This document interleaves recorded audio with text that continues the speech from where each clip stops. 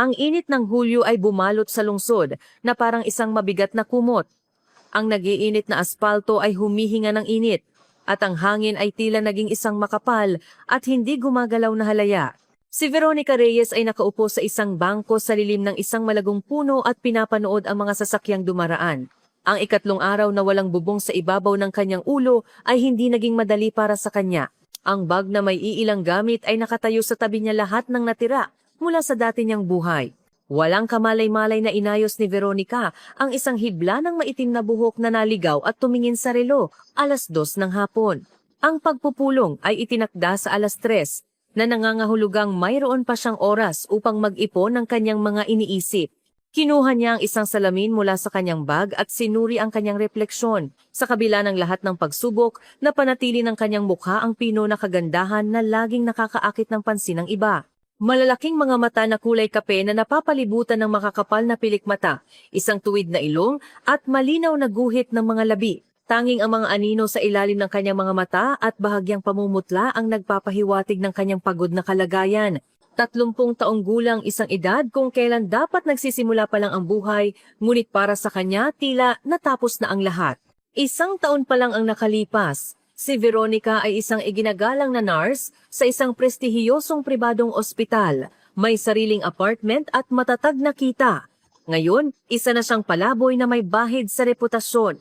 Isang walang katotohanang akusasyon ng pagkakamaling medikal na gawa-gawa ng administrasyon ng ospital upang pagtakpan ang kanilang sariling mga pagkukulang ang nagkakahalaga sa kanya ng kanyang karera. Pagkatapos ay sumunod ang isang serye ng mga kasawian. Ang pagkakasakit ng kanyang ama, ang pagbebenta ng apartment sa desperadong pagtatangka na iligtas siya, ang hindi matagumpay na paggamot at sa wakas, ang libing. Ang pera mula sa pagbebenta ng bahay ay naubos na parang tubig. Naiwan siyang walang-wala. Isinara ni Veronica ang salamin at ibinalik ito sa kanyang bag.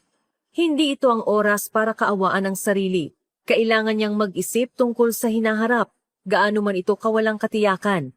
Tumayo siya mula sa bangko at naglakad patungo sa hintuan ng bus.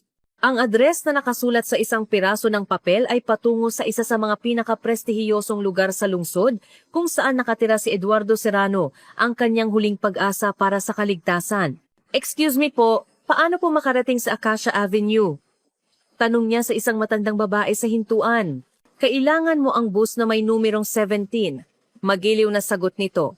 "Dadalhin ka niya hanggang sa dulo." At mula doon, mga 5 minutong lakad na lang.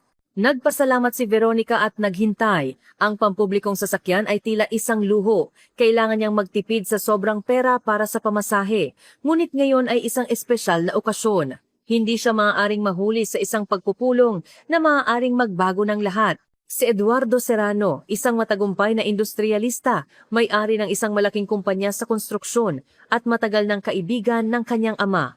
Nag-aral sila ng magkasama sa high school at bagaman pinaghiwalay sila ng buhay sa magkaibang landas, paminsan-minsan ay nagkikita sila. Ang kanyang ama ay hindi kailanman humingi ng tulong sa kanya. Hindi pinahintulutan ng kanyang amor propyo. Ngunit bago siya mamatay, sumulat siya sa kanyang kaibigan sa eskwela, ikinuwento ang sitwasyon ng kanyang anak na babae at hiniling na huwag siyang pabayaan. Ang liham na ito ang balak ibigay ni Veronica ngayon. Dumating ang bus sa tamang oras. Umupo si Veronica malapit sa bintana at niyakap ang kanyang bag. Ang lungsod ay dumadaan sa labas ng bintana, maliwanag, maingay, walang pakialam sa kanyang mga problema. Pagkaraan ng 40 minuto, bumaba siya sa huling hintuan at, pagkatapos suriin ang address, naglakad patungo sa Acacia Avenue. Ang lugar na ito ay lubhang naiiba sa kung saan niya ginugol ang mga huling araw. Malinis na mga eskinita, mga mararangyang mansyon na nakatago sa likod ng matataas na bakod, mga mamahaling sasakyan sa mga tarangkahan. Dito nakatira ang mga taong hindi problema ang pera. Ang mansyon ni Serrano ay eksakto tulad ng kanyang inaasahan, isang 3 palapag na gusali sa modernong estilo na papaligiran ng isang hardin na maayos ang pagkakaalaga. Sa tarangkahan ay may isang guwardiya na nakauniporme. "May appointment po ako kay Mr. Eduardo Serrano," sabi ni Veronica. Sinusubukang gawing tiwala ang kanyang boses. "Ako po si Veronica Reyes. Ang appointment ko po ay sa 3:00. Sinuri ng guwardiya ang kanyang tablet at tumango. "Inaasahan na po kayo, pumasok na po kayo." Isang daanan na gawa sa maputing bato ang patungo sa pangunahing pasukan. Dahan-dahang naglakad si Veronica, sinusubukang pakalmahin ang kanyang kaba. Ito ang kanyang huling pagkakataon at takot siyang mawala ito. Bumukas ang pinto bago pa man niya mapindot ang doorbell. Isang lalaki na nakasuot ng formal na kasuotan ang nakatayo sa may pintuan. Magandang hapon. Hinihintay ka ni Mr. Serrano sa kanyang opisina. Hayaan mong ihatid kita. Tumango si Veronica at sumunod sa kanya sa maluwag na bulwagan na pinalamutian ng mga pinta at eskultura. Ang karangyaan ng bahay na ito ay nagbigay diin sa agwat sa pagitan ng kanyang kasalukuyang kalagayan at ng mundo kung saan nabubuhay ang kaibigan ng kanyang ama. Tumigil ang katulong sa harap ng isang malaking pinto na yari sa oak. Kumatok ng bahagya at matapos makatanggap ng pahintulot, binuksan ito para kay Veronica. Salamat Victor, maaari ka nang umalis, isang malalim na boses ng lalaki ang narinig mula sa loob ng silid. Huminga ng malalim si Veronica at pumasok sa opisina. Ang opisina ni Eduardo Serrano ay isang sagisag ng mahinahong kagandahan at kapangyarihan. Isang maluwag na silid na may matataas na kisame, mga dingding na may madilim na kahoy, isang malaking mesa sa harap ng isang malawak na bintana na may tanawin ng hardin.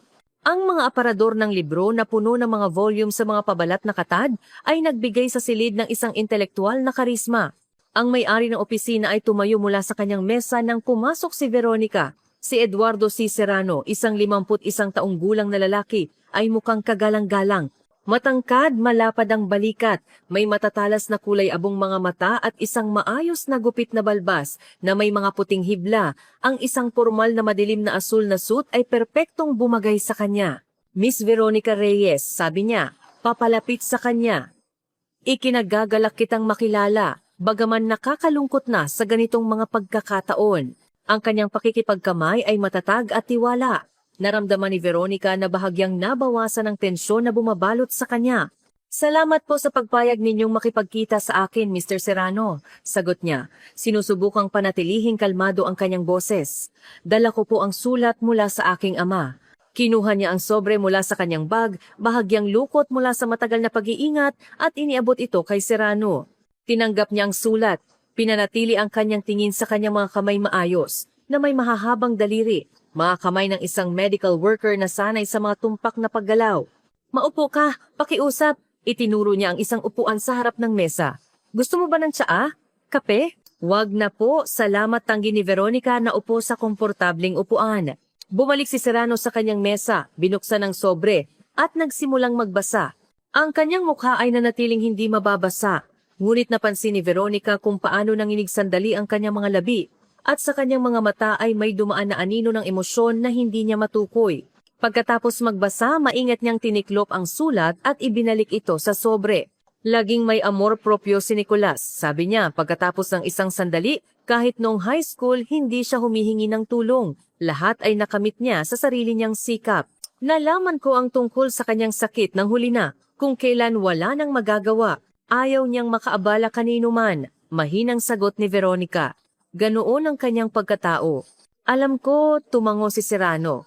Hindi kami naging malapit na magkaibigan sa mga huling taon, ngunit palagi ko siyang iginagalang. Tumingin siya ng diretso kay Veronica. Sabihin mo sa akin ang tungkol sa iyo. Ang alam ko lang sa sitwasyon mo ay ang isinulat ng iyong ama. Huminga ng malalim si Veronica at nagsimulang magkuwento tungkol sa kanyang trabaho sa ospital, sa pasyenteng namatay dahil sa kapabayaan ng pamunuan, kung paano siya ginawang scapegoat, tungkol sa mga demanda na umubos sa kanyang pananalapi at moral, sa sakit ng kanyang ama, sa pagbebenta ng apartment sa desperadong pagtatangka na iligtas siya, at sa wakas, sa kanyang pagkamatay na nag-iwan sa kanya ng walang suporta at tirahan. Nagsalita siya ng mahinahon, iniiwasan ang mga reklamo at pagdadahilan, simpleng inilahad ang mga katotohanan.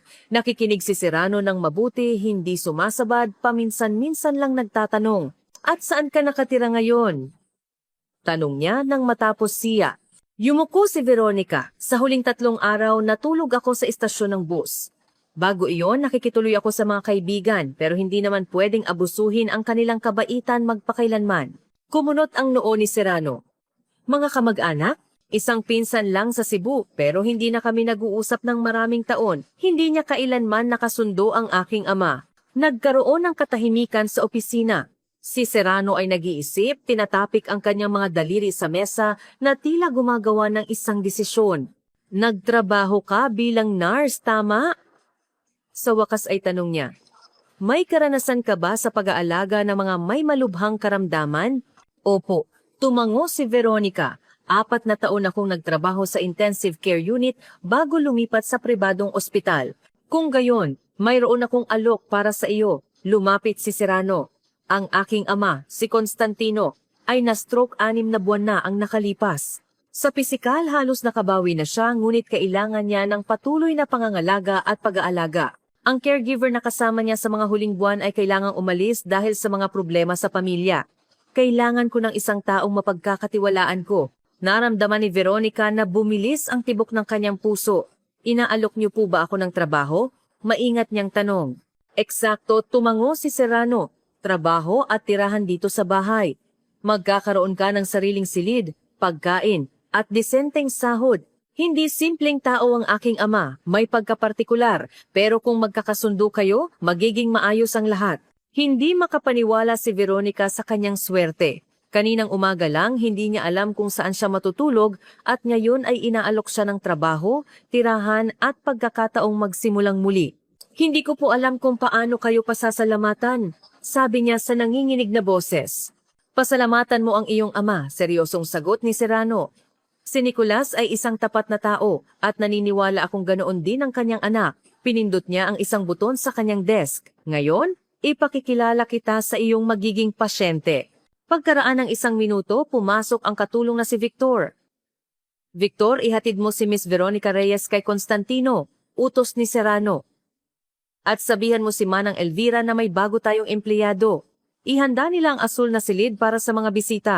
Sige po, tumango si Victor at bumaling kay Veronica. Sumunod po kayo sa akin. Tumayo si Veronica, bahagyang nahihilo sa biglaang pagbabago sa kanyang kapalaran. Salamat po, Mr. Serrano, sabi niya. Hindi ko po kayo bibiguin. Umaasa ako, sagot ni Serrano. Mag-uusap pa tayo mamaya, tatalakayin natin ang mga detalye ng iyong trabaho. Habang sumusunod sa katulong sa malawak na hagdanan patungo sa 2 palapag, hindi maalis ni Veronica ang pakiramdam na hindi ito totoo. Tapos na ba ang kanyang mga paghihirap? O ito ay isang maikling pahinga lamang bago ang mga bagong pagsubok? Hindi niya alam ang sagot. Ngunit sa unang pagkakataon sa mahabang panahon, nakaramdam siya ng pag-asa. Ang silid ni Constantino Serrano Sr. ay matatagpuan sa silangang bahagi ng mansyon. Maluwag, puno ng sikat ng araw, na may access sa isang maliit na terasa. Ito ay mas mukhang isang suite sa isang 5-star hotel kaysa sa silid ng isang may sakit. Ang mga kagamitang medikal ay mahusay na nakatago bilang mga elemento ng interior at ang espesyal na kama na may adjustable na posisyon ay mukhang isang designer na piraso ng muebles. Dahan-dahang kumatok si Victor sa pinto at, matapos makatanggap ng pahintulot, binuksan ito para kay Veronica. Mr. Constantino, may bisita po kayo, anunsyo niya. Si Miss Veronica Reyes.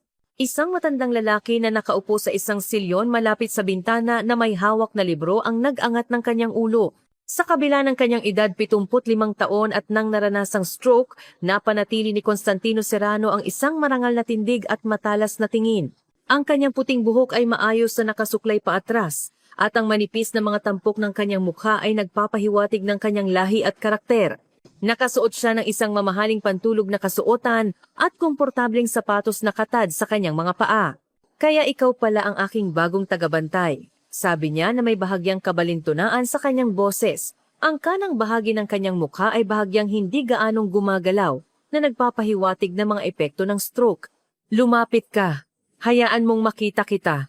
Lumapit si Veronica sa silyon, pinapanatili ang isang profesional na ngiti. Sa loob ng maraming taon ng pagtatrabaho sa medisina, natutunan niyang pakitunguhan ng iba't ibang uri ng mga pasyente. Magandang araw po, Mr. Constantino. Ikinagagala ko po kayong makilala. Sinuri siya ng matanda mula ulo hanggang paa, na tumitig sa kanyang mukha. At least, maganda siya, sabi niya nang walang bahid ng hiya. Ang nauna ay parang tuyong isda, bagaman mahusay, hindi ko itatanggi. Papa, narinig ang boses ni Eduardo Serrano na pumasok sa silid kasunod nila. Umayos ka. Si Miss Reyes ay anak ng aking kaibigan sa eskwela at isang profesional na nurse. Sinasabi ko lang ang katotohanan. Nagkibit balikat ang nakatatandang Serrano. Sa edad kong ito, maaari ko nang sabihin kung ano ang iniisip ko. Si Miss Reyes ay titira sa atin at mag-aalaga sa iyo. Umaasa akong magkakasundo kayo. Tingnan natin, ngumisi ang matanda. Kung kasing boring siya ni Dr. Lim, hindi siya magtatagal. Susubukan ko pong hindi maging boring, mahinahong sagot ni Veronica. Ngunit babantayan ko po ng mabuti ang inyong kalusugan. Biglang umiti si Constantino Serrano. May karakter. Magaling. Ayaw ko sa mga taong laging sumasang-ayon. Napabuntong hininga ng ginhawa si Eduardo. Mukhang nagkasundo na kayo. Miss Reyes, feel at home.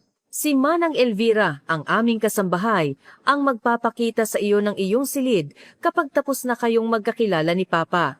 Sa gabi, pag-uusapan natin ng mas detalyado ang iyong mga tungkulin. Tumalikod siya para umalis, ngunit pumasok sa silid ang isang mataba at may edad ng babae, mga 60 taong gulang na may dalang tray, sabi niya. Salamat Manang Elvira, tumango si Eduardo. Sasama ako sa inyo sandali. Umupo sila sa isang maliit na mesa malapit sa bintana. Ibinuhos ng babae ang tsaa sa mga eleganteng tasa ng porselana at umalis. Iniwan silang tatlo. Sabihin mo sa akin ang tungkol sa iyo, Miss Reyes, sabi ng nakatatandang Serrano, humigop ng tsaa. Nabanggit ni Eduardo na anak ka ng kanyang kaibigan sa eskwela. Sino ang iyong ama? Si Nicolas Reyes po, sagot ni Veronica. Nagturo po siya ng matematika sa universidad. Reyes, pag-uulit ni Constantino na nag-iisip. Oo, natatandaan ko. Matangkad, maitim ang buhok. Dumalaw siya rito, ilang beses noong mga bata pa ang mga lalaki.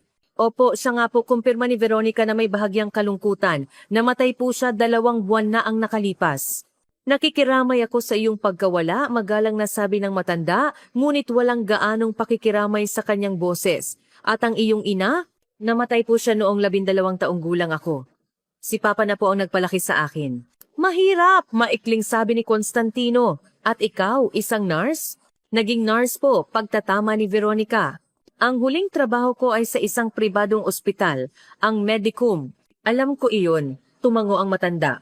Bakit ka umalis?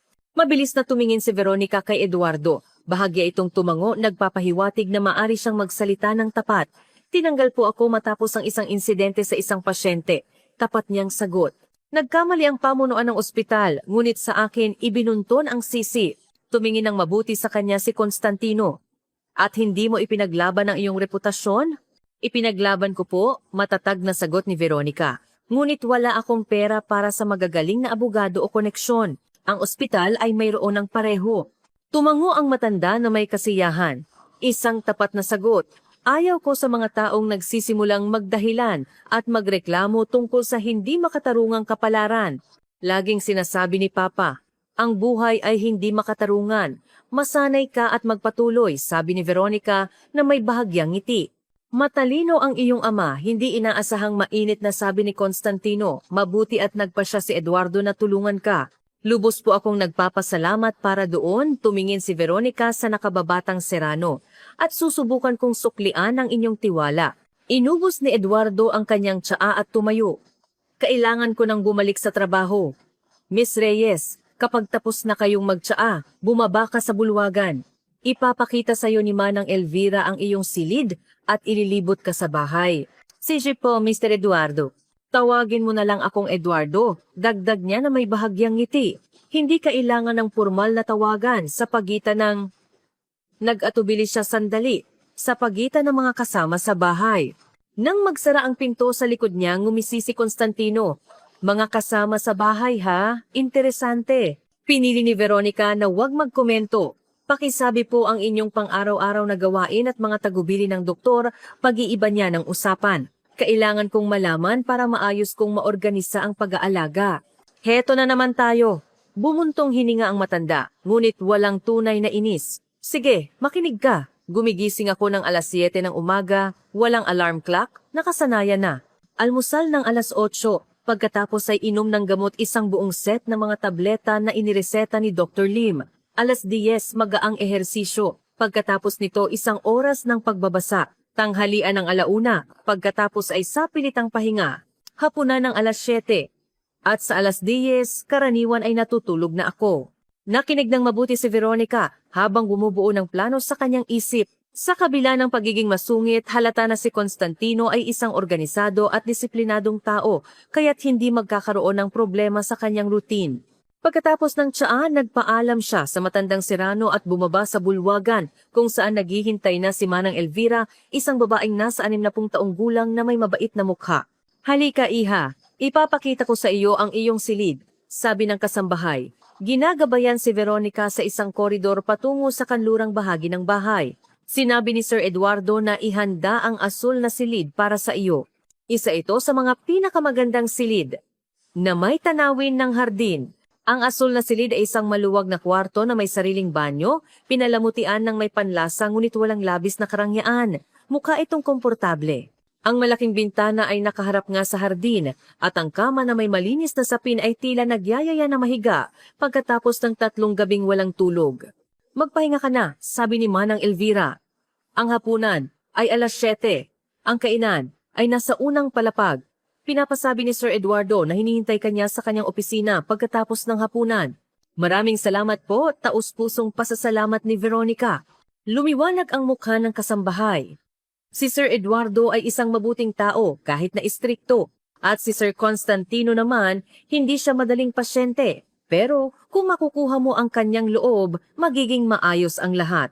Nang umalis si Manang Elvira, bumagsak si Veronica sa kama sa sobrang pagod. Ang pagod ng mga huling araw ay bumalik ng may panibagong lakas. Tinanggal niya ang kanyang sapatos, humiga sa kama, at ipinikit ang kanyang mga mata. 1 minuto lang, sabi niya sa sarili, magpapahinga lang sandali. Nagising si Veronica sa isang mahinang katok sa pinto. Madilim na sa silid. Bigla siyang umupo sa kama. Hindi agad naunawaan kung nasaan siya. "Tuloy po," sabi niya habang inaayos ang kanyang magulong buhok. Isang batang katulong ang lumitaw sa pintuan. "Paumanhin po sa paggising sa inyo," sabi ng dalaga. Pinapasabi po ni Manang Elvira na ang hapunan ay sa loob ng 20 minuto. "Salamat," nag-atubili si Veronica. Hindi alam ang pangalan ng katulong. "Maria po," sabi nito na may ngiti. "Ang banyo ay sa kabilang pinto. Nandoon na po ang mga tuwalya at lahat ng kailangan. Kung may kailangan po kayo, pindutin niyo lang ang call button." Itinuro niya ang isang panel sa tabi ng kama. Nang magsara ang pinto, nagmamadali si Veronica papunta sa banyo. Ang mainit na shower ay naghugas ng pagod at tensyon ng mga huling araw. Nagpalit siya ng isang malinis na blusa na sa kabutihang palad ay hindi gaanong lukot at bumaba sa kainan, sumusunod sa mga direksyon ng kasambahay. Sa malaking hapagkainan, na para sa 20 tao ay 3 lamang ang nakaupo. Si Eduardo, ang kanyang ama, at isang matandang babae na may aristokratikong anyo na hindi pa ipinakikilala kay Veronica. "Heto na ang ating bagong empleyado," bati sa kanya ng nakatatandang Serrano. "Nakapagpahinga ka ba?" Nahiya si Veronica. "Paumanhin po, hindi ko po planong makatulog, pagod lang po talaga." "Huwag ka nang humingi ng paumanhin," putol ni Eduardo. "Kailangan mong magpahinga. Maupo ka. Hayaan mong ipakilala ko sa iyo ang aking tiyahin, si Tita Elizabeth." Ang matandang babae ay tumango ng may kabaitan. "Ikinagagala kitang makilala, mahal. Ikinuwento sa akin ni Eduardo ang iyong sitwasyon. Nakakalungkot, ngunit dito ka magiging ligtas." Ang hapunan ay dumaan sa isang magaan na pag-uusap. Si Tita Elizabeth, kapatid ni Constantino, ay isang dating mang-aawit ng opera at isang kawili-wiling kausap. Nagkwento siya tungkol sa kanyang mga paglalakbay sa Europa, mga pagkikita sa mga sikat na tao, at mga nakakatawang pangyayari sa teatro. Sa unang pagkakataon sa mahabang panahon, naramdaman ni Veronica ang kapayapaan at ginhawa. Pagkatapos ng hapunan, gaya ng napagkasunduan, nagtungo siya sa opisina ni Eduardo upang pag-usapan ang kanyang mga tungkulin. Hinihintay na siya ni Serrano. Nagbabasa ng ilang dokumento sa kanyang malaking mesa. "Maupo ka, Veronica," alok niya, isinasantabi ang mga papel. "Kumusta ang aking ama? Mahirap ba siyang pakisamahan?" "Sa tingin ko po, magkakasundo kami," tiwalang sagot niya. Si Mr. Constantino ay may malakas na karakter, pero maganda iyon para sa kanyang paggaling mula sa stroke. Ang kailangan lang ay tamang diskarte. Tumango si Serrano na may kasiyahan. "Iyon mismo ang dahilan kung bakit inalok kita ng trabahong ito. Hindi ka lang isang kwalipikadong nurse, kundi, batay sa nakikita ko, mayroon ka ring mga kinakailangang katangian bilang tao." Binuksan niya ang isang drawer at kinuha ang isang folder. Narito ang lahat ng medikal na dokumento ni Papa, mga resulta ng pagsusuri, mga reseta ng doktor. Pakibasa. Tinanggap ni Veronica ang folder at mabilis na tiningnan ang nilalaman. Bukas ng 10:00 ng umaga, darating si Dr. Lim para sa isang regular na check-up. Pagpapatuloy ni Serrano, siya ang doktor ni Papa. Mahusay, bagaman medyo metikuloso. Hindi siya gusto ni Papa. Pero ito ay isang bagay ng pagkakaiba ng personalidad. Dadalo po ako sa check-up kung hindi niyo mamasamain, sabi ni Veronica. Kailangan kong personal na makausap ang doktor para mas maunawaan ang kalagayan ng pasyente. Siyempre, tumango si Eduardo. Ngayon, tungkol sa mga praktikal na bagay, ang iyong sahod ay... Binanggit niya ang isang halaga na halos ikinalaki ng mga mata ni Veronica. Ito ay 3 beses na mas malaki kaysa sa kanyang sahod sa ospital. Lingguhan ng bayad, cash o sa card, kung ano ang mas gusto mo. Ang tirahan at pagkain, siyempre, ay sagot ko. Ang iyong day off ay Lunes. Sa araw na iyon, si Tita Elizabeth ang kasama ni Papa. Kung mayroon kang anumang problema o tanong, direkta kang lumapit sa akin. Maraming salamat po, taos-pusong pasasalamat ni Veronica. Napakahenereroso po ng alok ninyo. Pinapahalagahan ko ang profesionalismo, simpleng sagot ni Serrano. At saka, bilang pag-alala kay Nicolas, dapat kitang alagaan. Tumahimik siya, na tila nag-iisip kung dapat bang magpatuloy, ngunit idinagdag, may mga tanong ka ba? Nag-isip si Veronica. Mayroon siyang gustong itanong ngunit hindi niya alam kung angkop ba. Kung hindi po lihim, mag-isa lang po ba kayong nakatira? Ibig ko pong sabihin, may pamilya po ba kayo? Ang mukha ni Serrano ay sandaling nanigas at sa kanyang mga mata ay dumaan ng sakit. Ang aking asawa si Marina ay namatay 5 taon na ang nakalipas. Isang agresibong cancer na hindi na maoperahan. At ang aking anak na babae, nag-atubili siya. Ang aking anak na babae ay namatay sa isang aksidente sa sasakyan, 1 taon at kalahati na ang nakalipas. Pasensya na po, mahinang sabi ni Veronica. Hindi ko po sinasadyang buksan ang sugat. Ayos lang, pinunasan ni Serrano ang kanyang mukha na parang tinatanggal ang mga bakas ng emosyon. Iyon ay bahagi ng buhay na kailangang tanggapin. Tumayo siya, nagpapahiwatig na tapos na ang pag-uusap. Magpahinga ka na, Veronica. Mahalaga ang araw mo bukas. Pagbalik sa kanyang silid, hindi makatulog si Veronica sa kabila ng pagod. Masyadong maraming nangyari sa isang araw. Masyadong bigla ang pagbabago sa kanyang buhay. Ang komportableng kama, malinis na sapin, bubong sa ibabaw ng kanyang ulo lahat, ay tila hindi totoo pagkatapos ng mga araw na ginugol sa lansangan. Ngunit may isang bagay na bumabagabag sa kanya. Ang pagbanggit sa namatay na anak ni Serrano ay nag-trigger ng isang ideya, isang malabong alaala ngunit hindi niya ito matukoy. Siguro bukas, sa isang sariwang isip. Sa pag-iisip na iyon, sa wakas ay nakatulog si Veronica ng mahimbing. Nagsimula ang umaga sa isang maliwanag na sikat ng araw na bumaha sa silid sa pamamagitan ng mga hindi nakasarang kurtina. Nagising si Veronica na nakapagpahinga at puno ng enerhiya. Ipinakita ng orasan ang 6:30. Perpektong oras para maghanda para sa isang araw ng trabaho. Pagkatapos ng mabilis na shower, isinuot niya ang isang formal na damit na iningatan niya para sa mga espesyal na okasyon at naglagay ng magaang make-up. Ang kanyang buhok ay inayos sa isang maayos na pusod, isang profesional na ugali ng isang nurse. Sa kainan, si Constantino lamang ang kanyang naabutan, nag-aalmusal mag-isa. Magandang umaga po, bati niya sa matandang lalaki. Kumusta po ang pakiramdam ninyo ngayon? Ano pa bang pakiramdam ng isang matandang may kalahating paralisadong katawan? Ungol niya, ngunit walang tunay na galit. Umupo ka't mag-almusal, si Manang Elvira ay gumagawa ng masarap na pandesal. Umupo si Veronica sa mesa at agad siyang binigyan ng katulong ng isang tasa ng mabangong kape at isang basket ng tinapay.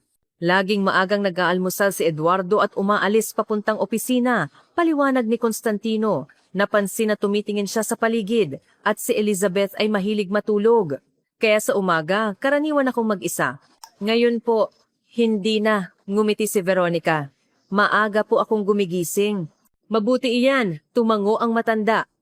Ayaw ko kapag ang mga tauhan ay naghihiga sa kama hanggang tanghali. Noong panahon ko, at nagsimula siyang magkwento tungkol sa kanyang kabataan, sa mahigpit na disiplina na umiiral noon sa mga kumpanya, kung paano niya sinimulan ang kanyang negosyo noong unang panahon. Nakikinig si Veronica ng may tunay na interes. Si Constantino pala ay isang mahusay na tagapagkwento. Pagkatapos ng almusal, tinulungan niya siya sa kanyang mga pang-umagang gawain at pag-inom ng gamot. Pagkatapos, Nagpunta sila sa hardin para sa isang magaang paglalakad. Si Constantino ay naglalakad gamit ang isang tungkod, ngunit medyo tiwala para sa kanyang kalagayan. Malaki po ang inyong pagbuti, sabi ni Veronica pinapanood ang kanyang mga galaw. Maraming pasyente pagkatapos ng ganoong stroke ay hindi nakakabangon sa kama ng ilang buwan. Mayroon akong matibay na pangangatawan, may pagmamalaking sagot ng matanda. Buong buhay akong nag-eehersisyo. Hindi umiinom, hindi naninigarilyo. At saka, hindi ako isa sa mga sumusuko. 10:00 gaya ng ipinangako, dumating si Dr. Lim, isang payat na lalaki na nasa 50 taong gulang na may metikulusong kilos. Sinuri niya si Constantino. Kinuha ang kanyang presyon ng dugo at tiningnan ang kanyang mga reflexes. Malinaw ang pag-unlad, sabi niya pagkatapos ng pagsusuri. Ngunit kailangan mo pa ring iwasan ang labis na pagod, Mr. Constantino, at sundin ang iyong dieta. Oo. Walang asin, walang taba, walang matamis. Walang lahat ng nagpapasarap sa buhay, ungol ng matanda. Sabihin mo na lang kung kailan ako makakabalik sa trabaho. Masyado pang maaga para pag-usapan iyan, maingat na sagot ni Lim. Siguro sa 1 buwan o 2 kung magpapatuloy ang paggaling. Tumingin siya kay Veronica. Ikaw ang bagong caregiver, sa palagay ko? Veronica Reyes, isang nurse, pagpapakilala niya, kinakamayan ang iniabot na kamay. Napakabuti, tumango ang doktor. Nabanggit ni Eduardo na nakahanap siya ng isang kwalipikadong espesyalista. Narito ang listahan ng mga gamot at pamamaraan. Iniabot niya sa kanya ang isang papel. Bigyan ng espesyal na pansin ang masahe sa mga paa at kamay at pagsasanay sa paghinga. At bantayan ng presyon. Ito ay pabago-bago sa ating pasyente. Pagkaalis ng doktor, halatang nakahinga ng maluwag si Constantino. Isang boring na tao, komento niya. Pero mukhang alam niya ang kanyang ginagawa. Tama po siya tungkol sa masahe at ehersisyo, sabi ni Veronica. Kung papayag po kayo, gusto ko pong magdagdag ng ilang ehersisyo para sa fine motor skills. Makakatulong po ito na mas mabilis na maibalik ang koordinasyon ng mga galaw. Sa kanyang pagtataka, hindi tumutol ang matanda. Gawin mo ang sa tingin mo'y tama, basta't makakatulong. Gusto kong bumalik sa trabaho bago tuluyang makuha ni Eduardo ang lahat ng kapangyarihan. Mabilis na lumipas ang araw sa pag-aalaga sa pasyente. Si Veronica ay nasa kanyang elemento. Sa wakas, muli niyang ginagawa ang kanyang minamahal na trabaho, ang pagtulong sa mga tao. Pagsapit ng gabi, si Constantino ay mukhang masaya at pinasalamatan pa siya sa masahe na ayon sa kanya, sa unang pagkakataon sa mahabang panahon, ay hindi parang isang pagpapahirap. Pagkatapos ng hapunan nang magretiro na ang nakatatandang Serrano sa kanyang silid, nagpasya si Veronica na libutin ang bahay. Sinabi ni Eduardo na magtatagal siya sa opisina at si Tita Elizabeth naman ay nagpunta sa teatro kasama ang mga kaibigan, kaya't siya ay nag-iisa.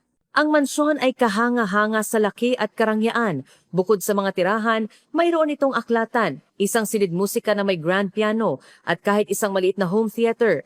Naglakad-lakad si Veronica sa mga koridor, tinitingnan ang mga pinta sa dingding, karamihan ay mga tanawin at mga larawan ng mga ninuno ng pamilya Serrano.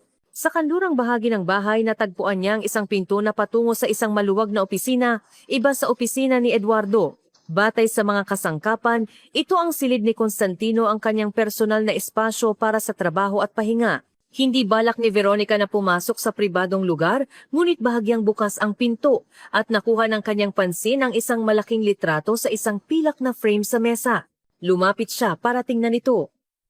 Mula sa litrato ay nakatingin ang isang dalaga, isang magandang blonde na may maniningning na asul na mga mata at isang kaakit-akit na ngiti. May isang bagay sa kanyang mukha na tila pamilyar kay Veronica, ngunit hindi niya maalala kung saan niya nakita ang dalaga. Iyan si Kat, ang aking apo. Narinig ang boses ni Constantino sa kanyang likuran. Nagulat si Veronica at lumingon. Paumanhin po, hindi ko po sinasadyang pumasok.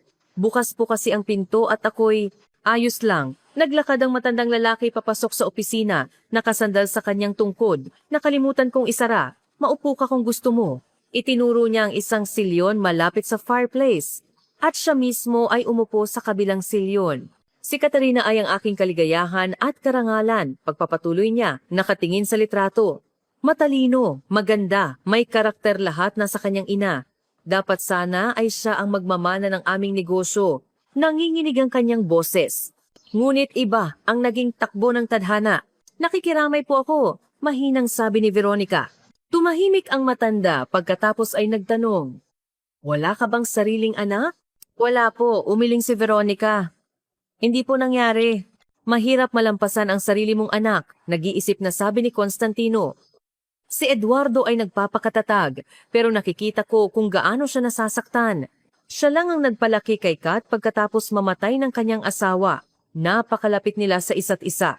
Muling tiningnan ni Veronica ang litrato. Ang mukha ng dalaga ay tila pamilyar pa rin sa kanya, ngunit ayaw ibigay ng kanyang alaala ang tamang impormasyon. Paano po siya namatay?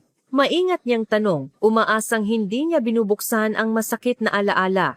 Bumuntong hininga si Constantino, aksidente sa sasakyan. Pauwi siya mula sa Austria kung saan siya nagbakasyon kasama ang mga kaibigan. Sa isang bundok na kalsada, nahulog ang kanyang sasakyan sa isang bangin at nasunog. Ipinikit niya ang kanyang mga mata na parang tinataboy ang mga nakakatakot na larawan. Ang katawan ay lubhang nasunog. Nakilala lamang siya sa pamamagitan ng dental records at mga personal na gamit. Biglang may kumislap sa isip ni Veronica. Catarina Serrano, 1 taon na ang nakalipas. Sa isang psychiatric clinic kung saan nagtrabaho si Veronica pagkatapos matanggal sa medicum, may isang pasyente na kamukhang-kamukha ng dalaga sa litrato. Ngunit mas payat, na may patay na tingin at halos puting buhok dahil sa stress. Ang pangalan niya ay, ano nga ba ang pangalan niya? Elena, Eugenia, hindi maalala ang pangalan. Ngunit ang pagkakahawig ay kamangha-mangha. Anong nangyari sa'yo? Nag-aalalang tanong ni Constantino, napansin ang pagbabago sa kanyang mukha. Masama ba ang pakiramdam mo? Hindi po, ayos lang po, mabilis na tiniyak ni Veronica. Nakakalungkot lang po talaga ang trahedya. Oo, tumango ang matanda. Ang pinakamasaklap na maaring mangyari sa isang magulang, pilit siyang tumayo. Pupunta na ako sa aking silid. Nakakapagod ang araw na ito. Tinulungan siya ni Veronica na makarating sa kanyang silid. Siniguradong ininom niya ang kanyang panggabing gamot at binati siya ng magandang gabi. Ngunit siya mismo ay hindi makatulog, ginugulo ng isang kakaibang pakiramdam na ang kasagutan ay malapit na. Kailangan lang niyang alalahanin ang tamang pangalan. Elena! Elena! Elena! Elena! Elena! Oo, Elena! Cruz! Iyon ang pangalan ng pasyente sa psychiatric clinic.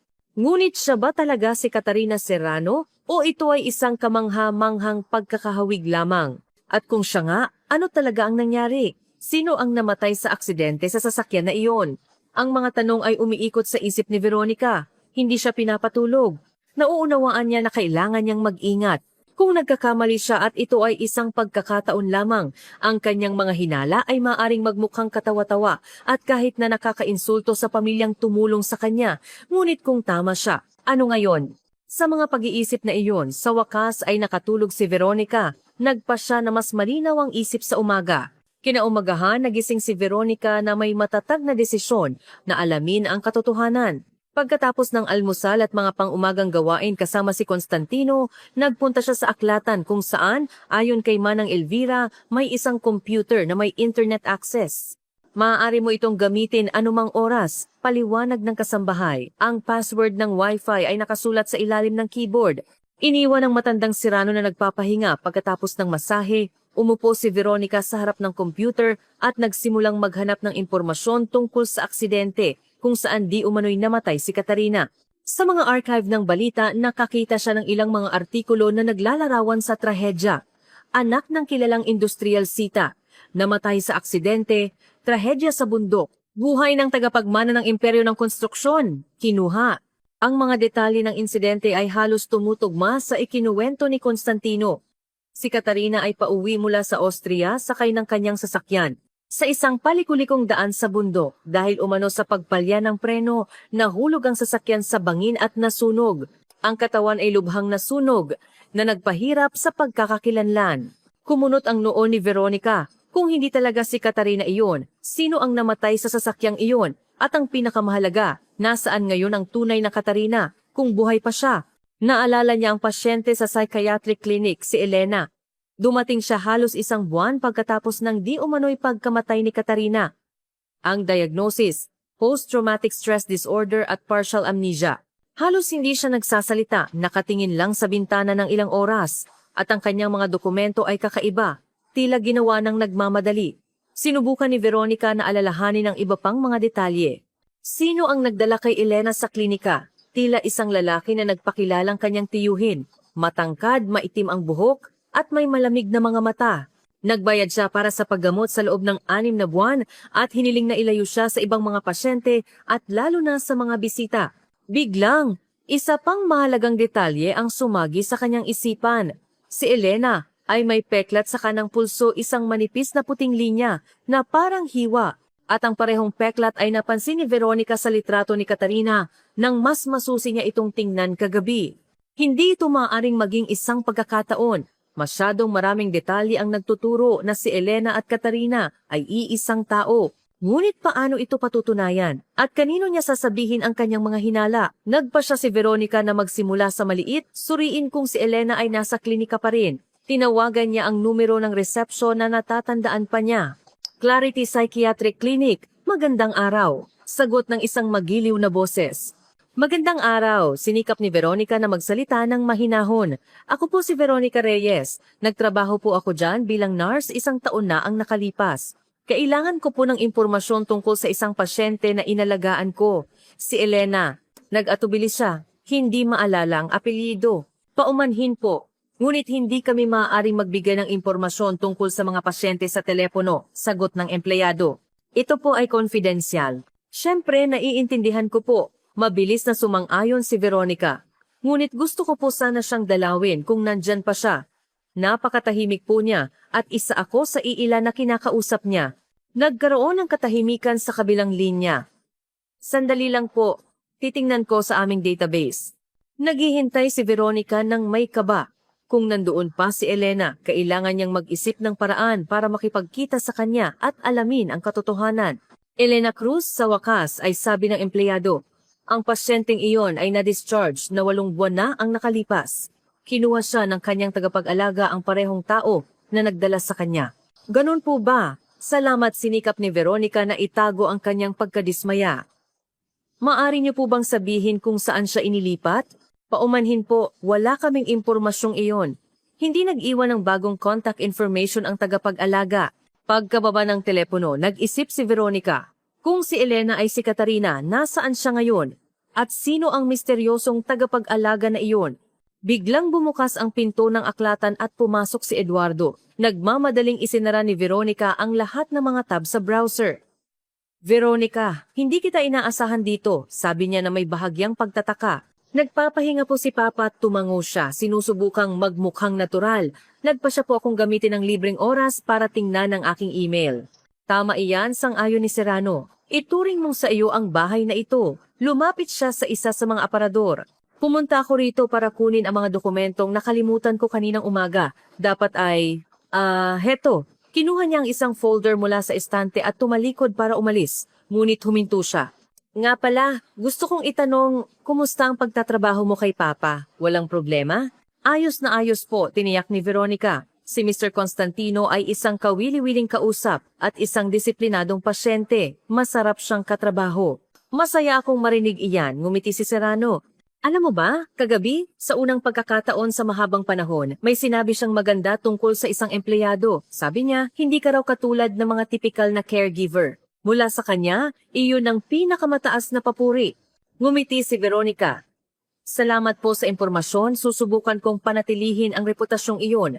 Nang umalis si Eduardo, muli siyang nag-isip. Dapat ba niyang sabihin sa kanya ang kanyang mga hinala? Kung nagkakamali siya, maaaring magmukha itong pagbubukas ng mga lumang sugat. At kung tama siya, kailangan muna niyang mangalap ng mas maraming impormasyon. Bumalik si Veronica sa computer at binuksan ang search engine. Sa pagkakataong ito, nagpa siyang maghanap ng impormasyon tungkol sa mga kasosyo sa negosyo ni Serrano. Marahil ang kasagutan ay naroon. Hindi nagtagal, nakahanap siya ng ilang mga artikulo tungkol sa Serrano Construction at ang pamunuan nito. Si Eduardo ang CEO at kasama sa Board of Directors ang ilang iba pang tao, kabilang ang 2 vice-presidente, sina Alexei Gomez at Anton Salazar. Napapitlag si Veronica nang makita ang litrato ni Gomez. Siya ang lalaking nagdala kay Elena sa klinika, isang matangkad na lalaki na may maitim na buhok at malamig, mapanuring tingin. Ngayon, sigurado na siyang hindi walang basehan ang kanyang mga hinala. Ipinagpatuloy niya ang pag-aaral ng impormasyon tungkol kina Gomez at Salazar. Pareho silang matagal ng kasosyo ni Serrano. Magkasama nilang itinatag ang kumpanya noong dekada 90. Si Gomez ang namamahala sa pananalapi. Si Salazar naman sa mga legal na usapin. Sa unang tingin, lahat ay mukhang normal para sa isang malaking negosyo. Ngunit pagkatapos ay nakakita si Veronica ng isang kawili-wiling artikulo sa isang business magazine na may petsang halos 2 taon na ang nakalipas. Sinasabi nito ang tungkol sa isang alitan sa pagitan ng mga shareholder ng Serrano Construction at ang posibleng paghahati ng kumpanya. Nabanggit na nais ni Gomez at Salazar na palawakin ang negosyo sa isang direksyon na itinuturing ni Eduardo na masyadong mapanganib. Dahil ba sa pera? Naisip ni Veronica. Kung si Catarina ay naging saksi sa isang krimen ng mga kasosyo ng kanyang ama at itinanghal nila ang kanyang pagkamatay upang pagtakpan ang katotohanan, ano ang maaari niyang nalaman? Ang kanyang pag-iisip ay pinutol ng pagring ng kanyang cellphone. Si Manang Elvira, Veronica, gising na si Sir Constantino at hinahanap ka. Papunta na po, sagot ni Veronica at nagmamadaling pumunta sa kanyang pasyente. Sinalubong siya ng nakatatandang Serrano na may hindi nasisiyahang tingin. Saan ka ba nagpunta? Ilang beses na akong tumawag. Paumanhin po Mr. Constantino, nasa aklatan po ako at hindi ko narinig ang tawag. Paumanhin ni Veronica. May nangyari po ba? Oo, may nangyari. Ungol ng matanda. Gusto kong pumunta sa hardin pero sinasabi ni Manang Elvira na hindi ako pwedeng bumaba mag-isa sa hagdan. At tama po siya, matatag na sabi ni Veronica. Pagkatapos ng stroke, kailangan pong maging maingat lalo na sa hagdanan. Hayaan niyo po, tutulungan ko kayo. Maganda ang araw, mainit ngunit hindi nakakapasong na may magaang hangin na nagdadala ng amoy ng mga namumulaklak na rosas. Naglakad-lakad sila sa mga maayos na daanan at tila ninanamnam ng nakatatandang Serrano ang bawat sandali ng paglalakad na iyon. Alam mo, kapag nakahiga ka lang sa kama ng ilang linggo, nagsisimula mong pahalagahan ang mga simpleng bagay, hindi inaasahang pag-amin niya. Ang sikat ng araw, sariwang hangin, ang kakayahang gumalaw ng mag-isa. Natural po iyan, tumango si Veronica, kaya mahalagang huwag mawala ng pag-asa at ipagpatuloy ang pakikipaglaban para makabalik sa normal na buhay. Matalinong mga salita para sa isang batang babae, ngumisi ang matanda. Naaalala ko sa iyo ang aking yumaong asawa. Optimista rin siya. Sabi niya walang problemang hindi malulutas sa sapat na tiyaga at isang tasa ng masarap na tsaa. Nakarating sila sa isang gazebo na napapalibutan ng mga baging at umupo para magpahinga. Sabihin niyo po sa akin ang tungkol sa inyong apo. Hiling ni Veronica. Nagpa siyang samantalahin ang pagkakataon. Paano po siyang tao? Lumiwanag ang mukha ni Constantino. Si Kat ay espesyal. Matapang tulad ng kanyang ama, ngunit may pinong kaluluwa tulad ng kanyang ina. Mahilig siya sa tula, musika. Ngunit kasabay nito, marunong siya sa negosyo na parang isang propesyonal. Inihahanda siya ni Eduardo bilang kanyang kahalili. Bumuntong hininga siya. Sa huling taon, bago ang insidente, aktibo siyang nakikilahok sa mga gawain ng kumpanya. Mayroon siyang espesyal na talento na makita ang mga bagay na hindi napapansin ng iba. Sa anong paraan po? Maingat na tanong ni Veronica. Napapansin niya ang maliliit na detalye. Mga hindi pagkakatugma sa mga ulat. Mga kakaibang bagay sa mga kontrata. Paliwanag ng matanda. Hindi ito laging nagugustuhan ng aming mga kasosyo, lalo na si Gomez. Sanay siyang hindi kinukwestiyon ang kanyang mga financial schemes. Naramdaman ni Veronica na bumilis ang tibok ng kanyang puso. Palapit na sila sa katotohanan. Hindi po sila magkasundo. Hindi naman sa hindi magkasundo. Nag-isip si Constantino. Masasabing mayroon silang magkaibang pananaw sa hinaharap ng kumpanya. Si Alexei ay laging hilig sa mga mapanganib na operasyon, habang mas gusto ni Kat ang isang matatag at tiyak na paglago. Tumahimik siya. Isang buwan bago ang kanyang pagkamatay, nagkaroon sila ng malaking alitan dahil sa isang kontrata. May hinala si Kat at gusto niyang magkaroon ng independent audit. Si Gomez ay tutol na tutol. At ano po ang nangyari sa alitan? Sinusuportahan ni Eduardo ang kanyang anak. Ipinilit niya ang pagsusuri, ngunit walang natagpo ang malaki, maliliit na paglabag lamang. Sobrang nagalit si Alexei noon, nagbanta pa siyang aalis sa negosyo. Pagkatapos, syempre, kumalma siya. Bumuntong hininga ang matanda at pagkaraan ng isang buwan nangyari ang trahedya. Alam mo, minsan iniisip ko na kung hindi namin ipinilit ang audit noon, baka buhay pa si Kat ngayon. Nagpa siya si Veronica na sumugal. Sa tingin niyo po ba ang kanyang pagkamatay ay maaring hindi isang aksidente? Biglang lumingon sa kanya si Constantino. Anong ibig mong sabihin? Wala po akong partikular na ibig sabihin, mabilis na tiniyak ni Veronica. Batay lang po sa inyong sinabi, mayroon siyang alitan sa isang mahalagang tao sa kumpanya at hindi nagtagal pagkatapos noon nangyari ang trahedya. Ipinapahiwatig mo na maaaring may kinalaman si Gomez? Kumunot ang noo ng matanda.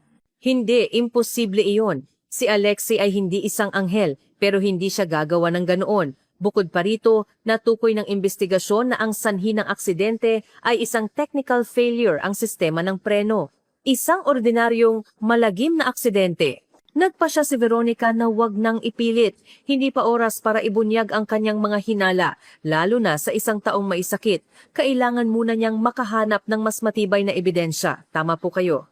Pasensya na po sa hindi angkop na hinala, sabi niya. Nakikiramay lang po ako sa inyong pagkawala at sinusubukang maunawaan kung ano ang nangyari. Lumiwanag ang mukha ni Constantino. Naiintindihan ko. Ang pagkamatay ng mga kabataan ay laging tila hindi makatarungan at naghahanap tayo ng paliwanag para bigyan ng kahulugan ang isang walang saysay na trahedya. Ngunit minsan, ang mga aksidente ay aksidente lang. Bumalik sila sa bahay ng tahimik. Bawat isa ay abala sa kanilang mga iniisip. Tinulungan ni Veronica ang matandang lalaki na umakyat sa hagdan at magpahinga sa kanyang silid. Nang paalis na siya, biglang sinabi ni Constantino, "Alam mo ba kung ano ang pinakakakaiba?" Pagkatapos mamatay ni Kat, sina Gomez at Salazar ay tila nagbago. Naging mas aktibo sila sa pagtulak ng kanilang mga ideya. Halos ipinipilit nila ito kay Eduardo, samantalang dati nirerespeto nila siya. Marahil po sinusubukan lang nilang ilayo ang kanyang isip sa kalungkutan, mungkahi ni Veronica. Marahil hindi tiyak na sagot ng matanda, pero pakiramdam ko nagmamadali sila na para bang natatakot sila na kung hindi nila ito gagawin ngayon, huli na ang lahat. Ang komento na ito ay nagpatibay sa hinala ni Veronica. Kung buhay si Katarina at nakakulong sa isang lugar, talagang maaaring matakot ang mga kasosyo na babalik siya anumang oras at ibubunyag sila. Ibig sabihin, kakaunti na lang ang kanyang oras para hanapin ang dalaga at ibunyag ang katotohanan. Iniwan si Constantino na nagpapahinga, bumalik si Veronica sa kanyang silid at nagsimulang gumawa ng plano. Kailangan niyang malaman ang higit pa tungkol kina Gomez at Salazar, kung anong mga financial schemes ang kanilang ginagawa, at ang pinakamahalaga, kung saan maaaring naroroon si Katarina ngayon. Bigla, may naisip siya. Kung si Katarina ay talagang nasa psychiatric clinic na iyon, dapat may mga talaan ang kanyang pananatili doon. Marahil kahit mga medikal na imahe o mga sample ng DNA, ito ay maaaring maging hindi maikakailang ebidensya na si Elena at Katarina ay iisang tao. Ngunit paano makakakuha ng akses sa mga talaang iyon? Hindi na nagtatrabaho si Veronica sa klinika. At malamang na hindi nila ibibigay ang confidential na impormasyon tungkol sa isang pasyente. Kailangan niya ng tulong. At naalala niya si Marina, ang kanyang dating kasamahan at kaibigan na nagtatrabaho pa rin sa Clarity. Laging mabait si Marina kay Veronica at maaaring makatulong, lalo na kung ipapaliwanag niya ang kabigatan ng sitwasyon.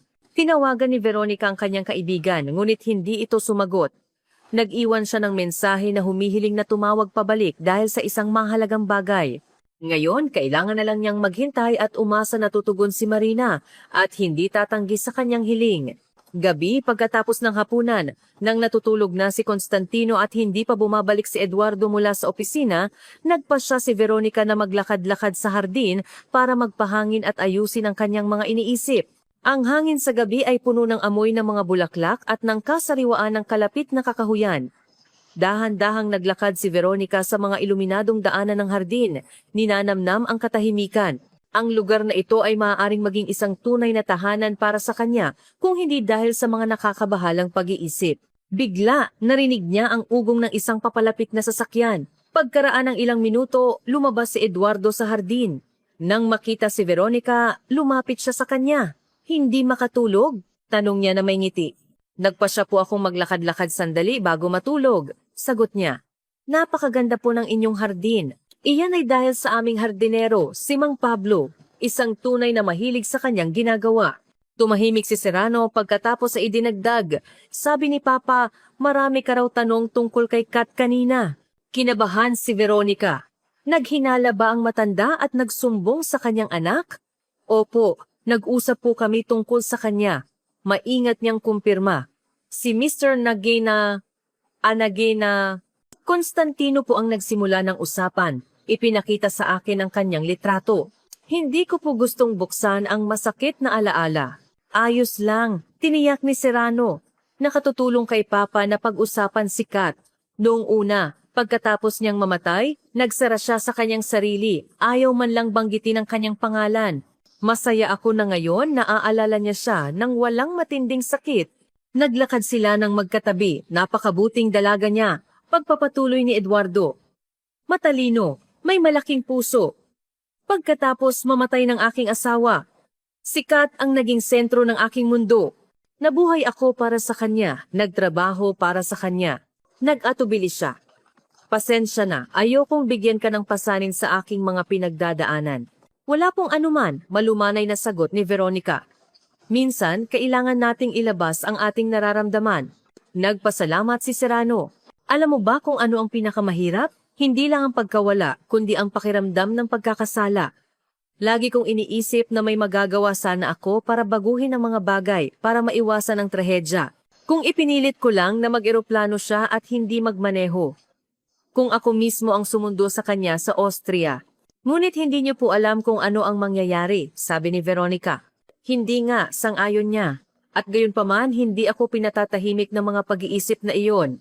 Lalo na't bago umalis si Kat, may bumabagabag sa kanya. Sabi niya, may nakita siyang mga kakaibang dokumento. Gusto niyang pag-usapan namin pagbalik niya. Ngunit hindi na nangyari.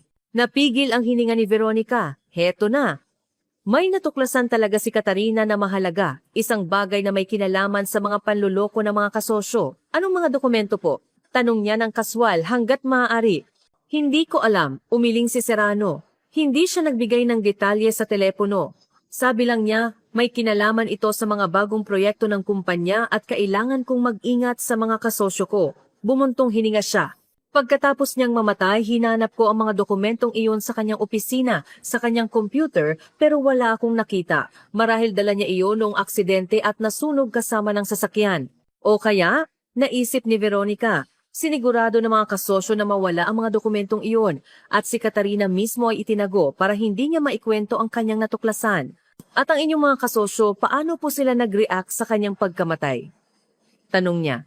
Gaya ng lahat, may pagkabigla at pakikiramay, sagot ni Serrano. Si Alexei Gomez ay nag-organisa pa ng isang charity fund sa pangalan ni Katarina. Si Anton Salazar naman ay tumulong sa mga legal na papeles. Pareho silang labis na nalungkot sa kanyang pagkawala. Ngunit hindi ba sila masyadong nalungkot? Hindi ba nila sinusubukang takpan ang kanilang pagkakasala o ilayo ang hinala sa kanilang sarili? Ang mga tanong na ito ay iniwan ni Veronica sa kanyang sarili. Pasensya na po sa aking pagiging mausisa, sabi niya. Nakikita ko lang po kung gaano kayo at ang inyong ama nahihirapan at gusto ko lang pong mas maunawaan ang sitwasyon para hindi ako makapagsalita ng hindi dapat. Pinapahalagahan ko ang iyong pag-aalala, tapat na sagot ni Serrano. Alam mo ba, sa pagdating mo sa bahay na ito, tila nagkaroon ng liwanag. Si Papa ay hindi na gaanong masungit. At ako? Nag-atubili siya. Ako, sa unang pagkakataon sa mahabang panahon, naramdaman ko na maaaring magpatuloy ang buhay. Tumingin siya sa kanya nang may init na ikinahiya ni Veronica. Kailangan ko na pong pumasok, malumanay niyang sabi. Maaga pa po bukas, at ayaw ni Mr. Constantino na mahuli ang kanyang almusal. Siyempre, tumango si Serrano. Magandang gabi, Veronica. Magandang gabi po, Mr. Eduardo. Eduardo lang. Tandaan mo, ngumiti siya. Magandang gabi, Eduardo. Ulit niya at naglakad patungo sa bahay, ramdam ang kanyang tingin sa kanyang likuran. Sa kanyang silid, nakita ni Veronica ang isang missed call mula kay Marina at isang maikling mensahe. Tumawag ka kapag pwede ka na, kahit gabi na. Agad niyang tinawagan ng kaibigan. Marina, pasensya na sa late call. Ayos lang, hindi rin naman ako makatulog, sagot nito. May mahalaga ka bang sasabihin? Oo, huminga ng malalim si Veronica. Naaalala mo ba ang pasyenteng si Elena Cruz? Pumasok siya halos 1 taon na ang nakalipas na may diagnosis na PTSD at partial amnesia. Naaalala ko? Sagot ni Marina pagkatapos ng isang sandali. Yung blonde, di ba? Tahimik. Siya nga. Kailangan ko ng impormasyon tungkol sa kanya. Kahit ano mula sa kanyang medical records. Marahil mga resulta ng test o x-ray. Bakit mo kailangan iyan? May hinala sa boses ni Marina. Alam mong confidential information iyan. Nag-atubili si Veronica kung sasabihin ang katotohanan, ngunit hindi niya magagawa ito nang walang tulong ni Marina. Sa tingin ko, ang babaeng iyon ay hindi ang sinasabi niyang siya. Sa wakas ay sabi niya, o mas tamang sabihin, hindi ang sinasabi nilang siya. Marahil, biktima siya ng isang krimen. Ano? Bulalas ni Marina. Seryoso ka? Seryosong seryoso. At kailangan ko ng ebidensya para matulungan siya. Nag-isip si Marina. Hindi ko pwedeng basta-basta ibigay sa iyo ang medical records. Illegal iyon, pero tumahimik siya. Siguro, pwede kong tingnan kung ano ang nandoon at sabihin sa iyo sa pangkalahatan. Walang anumang lalabag sa confidentiality. Mga katotohanan lang. Malaking tulong iyan na kahinga ng maluwag si Veronica. Kailan mo magagawa iyan? Bukas. Nasa night shift ako. Susubukan kong tingnan ang mga archive. Tatawag ako kapag may nalaman ako. Salamat, Marina. Hindi mo alam kung gaano ito kahalaga. Pagkababa ng telepono, naramdaman ni Veronica ang pag-asa. Kung makakahanap siya ng medikal na ebidensya na si Elena at Katarina ay iisang tao, maaari na siyang kumilos. Ngunit ang pangunahing tanong ay nananatili. Nasaan si Katarina ngayon at paano siya hahanapin? Nagsimula ang umaga sa isang hindi magandang sorpresa. Sa almusal, inanunsyo ni Eduardo na darating sa bahay ang kanyang mga kasosyo sa negosyo, sina Alexi Gomez at Anton Salazar. Mayroon kaming mahalagang negosasyon at pagkatapos ay isang maliit na business dinner, paliwanag niya. Napansin ang nagtatanong na tingin ni Veronica. Sana makadalo si Papa kung maayos ang kanyang pakiramdam. Siyempre, tumango si Constantino.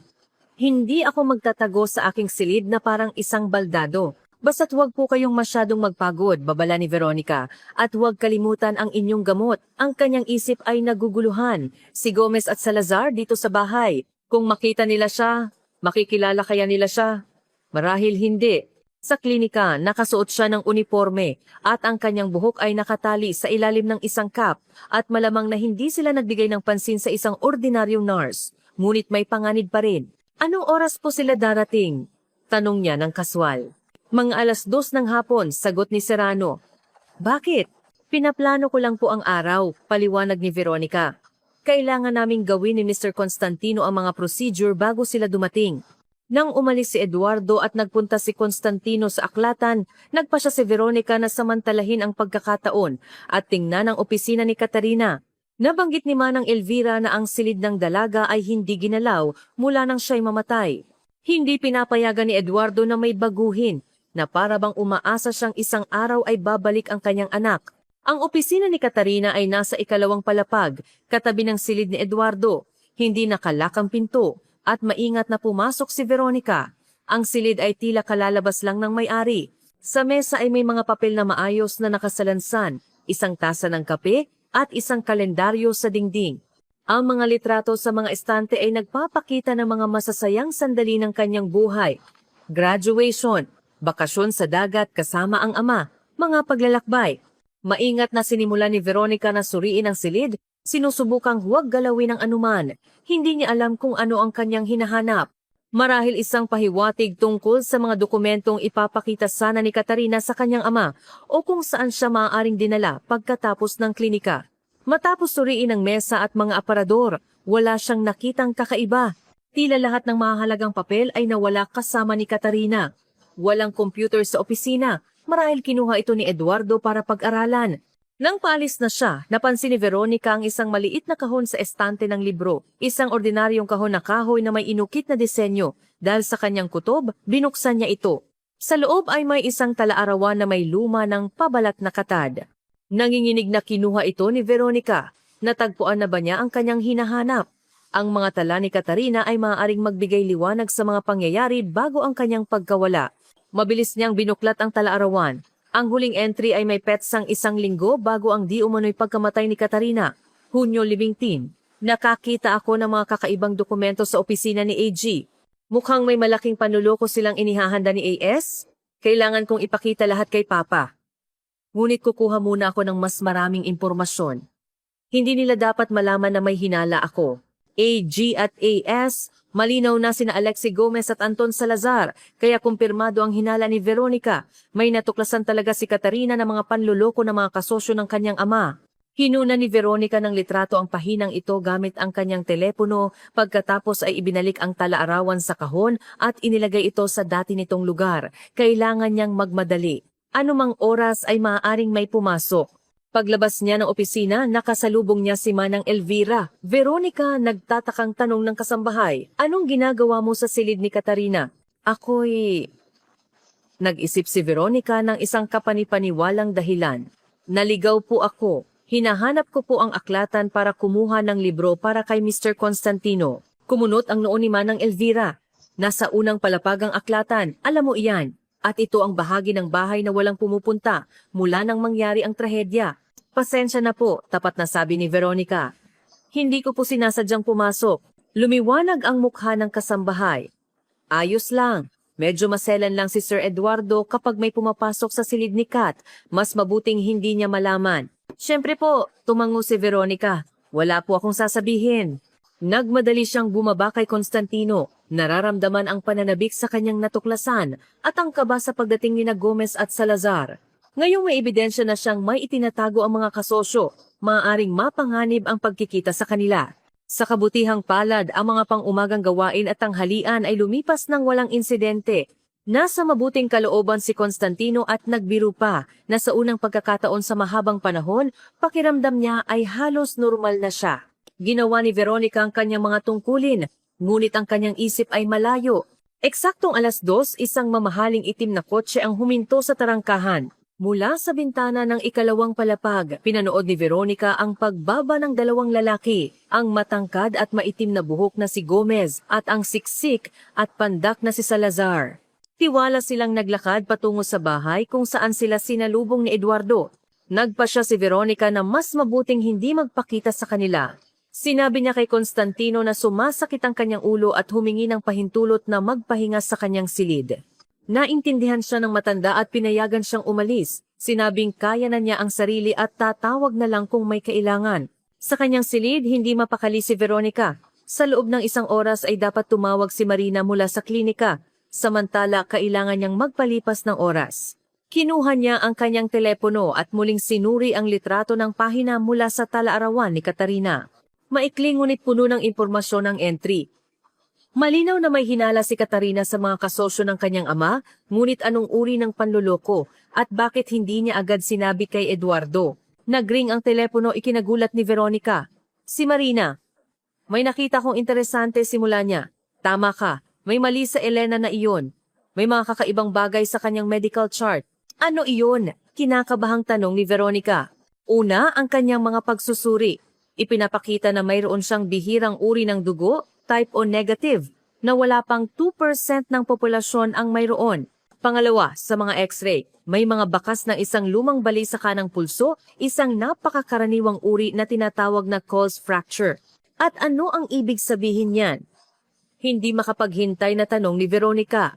Kahit na may hinala na siya, sinuri ko sa aming database pagpapatuloy ni Marina. Si Katarina Serrano, ang anak ng kilalang industrialista na namatay sa aksidente 1 taon na ang nakalipas, ay may parehong uri ng dugo at parehong bali sa pulso. Nakasaad ito sa kanyang medical chart na nasa aming database. Nagpa-check up siya sa aming klinika ilang buwan bago ang di umano'y pagkamatay niya. Bumilis ang tibok ng puso ni Veronica. Heto na ang ebidensya. Sigurado ka bang hindi ito isang pagkakataon? Ang ganitong pagkakataon ay napakaliit na mangyari. Matatag na sagot ni Marina. Uri ng dugo, kasama ang magkatulad na bali. Ang tsansa ay halos 0. Veronica, anong nangyayari? Sino ba talaga ang babaeng iyon? Sa tingin ko, siya si Katarina Serrano, mahinang sabi ni Veronica. Buhay siya, pero may isang taong nagsikap para isipin ng lahat na patay na siya. Pero bakit? At sino ang namatay sa sasakyang iyon? Hindi ko alam, tapat na pag-amin ni Veronica. Pero aalamin ko. Salamat sa tulong mo, Marina. Mag-ingat ka, babala ng kanyang kaibigan. Kung tama ka at may nag-stage ng pagkamatay ni Katarina, mapanganib ang taong iyon. Napakapanganib.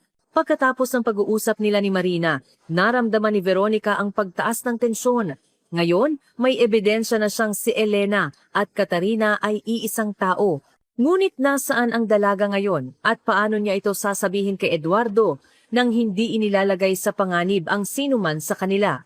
Biglang may kumatok sa pinto ng kanyang silid. Nagulat si Veronica. Tuloy po. Nakatayo sa pintuan si Manang Elvira.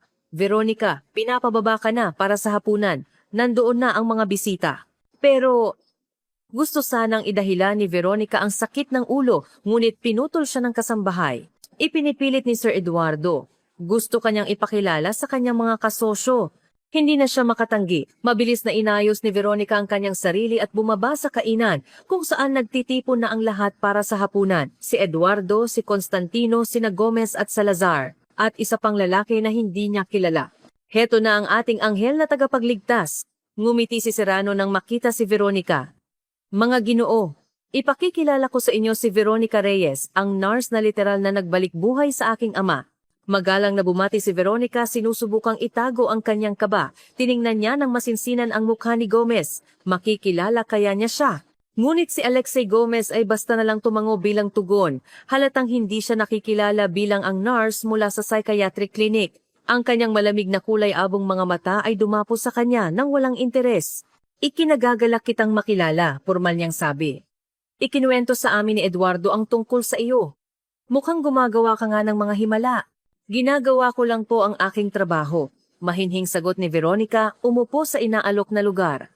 Ang hapunan ay dumaan sa isang napresyonay para sa kanya na kapaligiran. Pinag-uusapan ng mga lalaki ang isang bagong proyekto, ang pagtatayo ng isang malaking logistics center. Tahimik na kumakain si Veronica. Pasulyap-sulyap na inoobserbahan sina Gomez at Salazar. Si Alexei Gomez, isang matangkad at malakas na lalaki na nasa 40 taong gulang, ay hindi gaanong nagsasalita ngunit may bigat ang bawat salita. Ang kanyang kilos ay nagpapahiwatig ng isang taong sanay sa kapangyarihan at kontrol. Si Anton Salazar sa kabilang banda ay mas madaldal at emosyonal. Eduardo, kailangan mong maintindihan, igiit ni Salazar. Ito ay isang natatanging pagkakataon. Kung palalampasin natin ito, hindi magpapahuli ang ating mga kakumpetensya. Naiintindihan ko, Anton, mahinahong sagot ni Serrano. Ngunit ang proyekto ay nangangailangan ng malaking pamumuhunan at ang kasalukuyang sitwasyon ng ekonomiya ay hindi paborable para sa ganitong mga panganib. Minimal ang mga panganib, sabat ni Gomez. Personal kong sinuri ang lahat ng kalkulasyon. Ang balik ng puhunan ay 3 hanggang 4 na taon. Sasang-ayon si Kat, biglang idinagdag ni Salazar. At napansin ni Veronica na napapitlag si Serrano sa pagbanggit ng pangalan ng kanyang anak. Lagi siyang para sa pagpapalawak ng negosyo.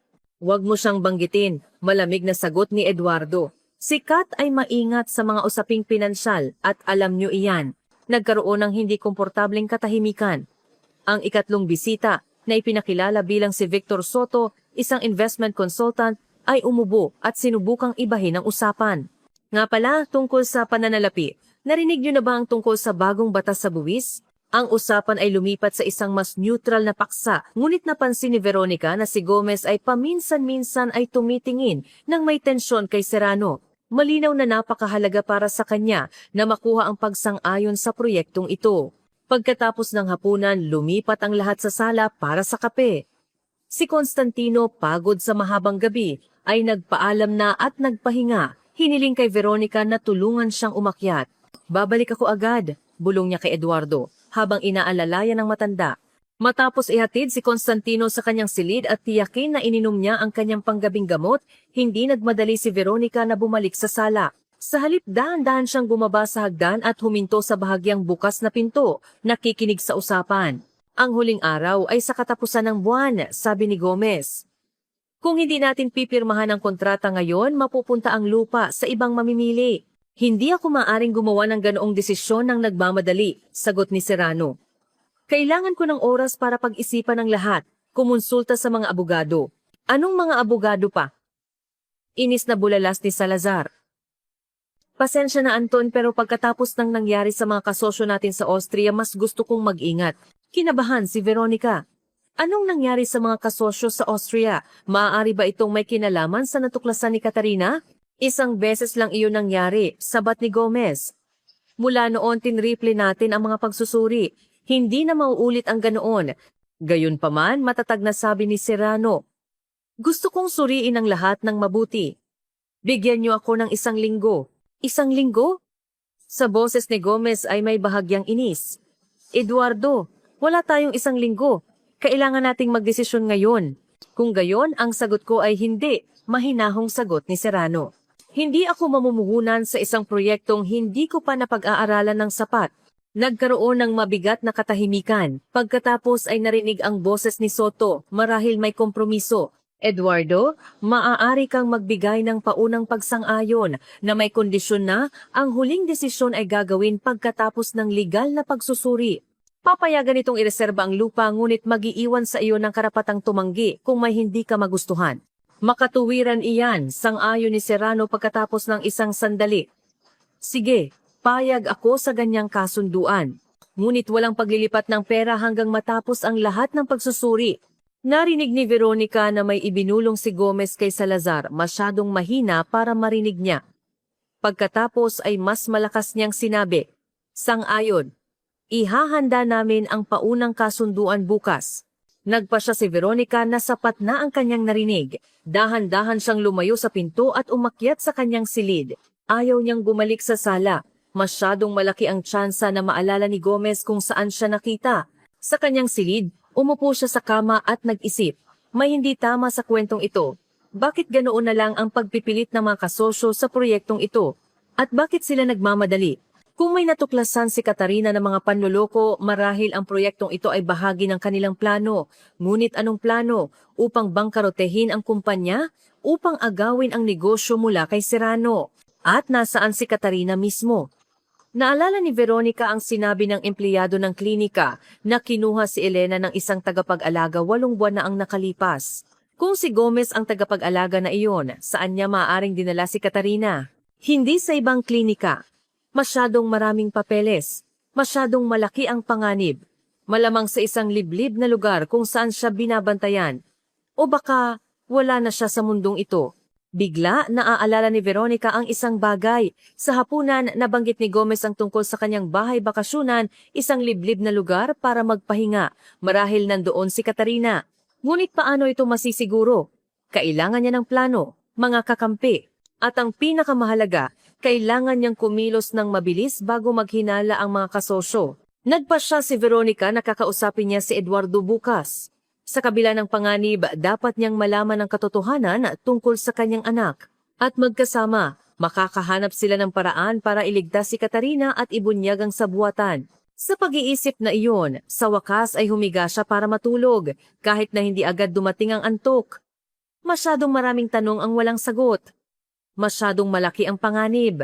Ngunit isang bagay ang sigurado si Veronica. Hindi siya susuko hanggang sa matapos ang kasong ito. Kinaumagahan, makulimlim ang panahon, na may mababang ulap na nagbabadyang uulan. Maagang nagising si Veronica na may matatag na intensyon na kausapin si Eduardo, ngunit kailangan muna niyang tiyakin na nakaalis na sina Gomez at Salazar.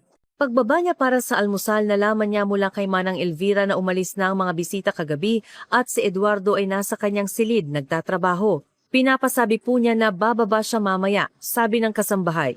At si Sir Constantino naman, pinapgising siya ng 9:00. Napagod siya kagabi. Nagbigay ito kay Veronica ng oras para maghanda. Mabilis siyang nag-almusal at nagpunta sa hardin para mag-isip. Paano niya sasabihin kay Eduardo ang balita na maaaring buhay ang kanyang anak? Paano niya siya kukumbinsihin ng walang matibay na ebidensya? Nagpasya siyang magsimula sa talaarawan ni Katarina. Ang entry tungkol sa kanyang mga hinala ay nagpapatunay na may natuklasan talaga ang dalaga. Pagkatapos, maaari niyang ikwento ang tungkol sa pagkakatugma sa pasyente ng klinika, parehong uri ng dugo, parehong bali. Masyadong maraming pagkakatugma para maging isang pagkakataon. 10:00, matapos ang mga pang-umagang gawain ni Constantino at naiwan siyang nagpapahinga, sa wakas ay nagpasya si Veronica. Umakyat siya sa ikalawang palapag at kumatok sa pinto ng opisina ni Eduardo. Tuloy, sabi ng kanyang boses. Nakaupo si Serrano sa likod ng isang mesa na puno ng mga papel. Nang makita si Veronica, ngumiti siya. Magandang umaga, kumusta si Papa? Nasa maayos po siyang kalagayan, nagpapahinga, sagot niya. Eduardo, kailangan po nating mag-usap ng seryoso, napakahalaga po nito. May isang bagay sa kanyang tono na nagpaalerto sa kanya. Isinantabi niya ang mga dokumento at itinuro ang upuan sa tapat niya. Nakikinig ako. Huminga ng malalim si Veronica at nagsimula. Tungkol po ito sa inyong anak, si Katarina. Agad na nagbago ang mukha ni Serrano, naging tensyonado at sarado. Ano ang tungkol sa kanya? Malamig niyang tanong. Mayroon po akong dahilan para maniwala na buhay siya, direktang sabi ni Veronica, at ang kanyang pagkawala ay may kinalaman sa natuklasan niyang mga panloloko ng inyong mga kasosyo. Sa loob ng ilang segundo, nagkaroon ng nakabibinging katahimikan. Tumingin si Serrano sa kanya na parang nagsalita siya ng ibang wika. Anong kalokohan iyan? Sa wakas ay sabi niya, namatay ang anak ko sa isang aksidente 1 taon at kalahati na ang nakalipas. Iyon ay isang katotohanan. Pakiusap, pakinggan niyo po ako, hiling ni Veronica. Mayroon po akong ebidensya. Kinuha niya ang kanyang telepono at ipinakita sa kanya ang litrato ng pahina mula sa talaarawan ni Katarina. Ito po ang talaarawan ng inyong anak. Natagpuan ko po sa kanyang silid. Sa huling entry, isinulat niya na may natuklasan siyang mga kahina-hinalang dokumento kina Gomez at Salazar.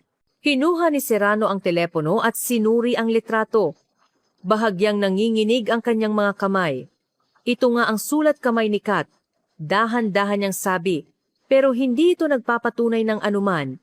Oo, may hinala siya, pero namatay siya sa isang aksidente.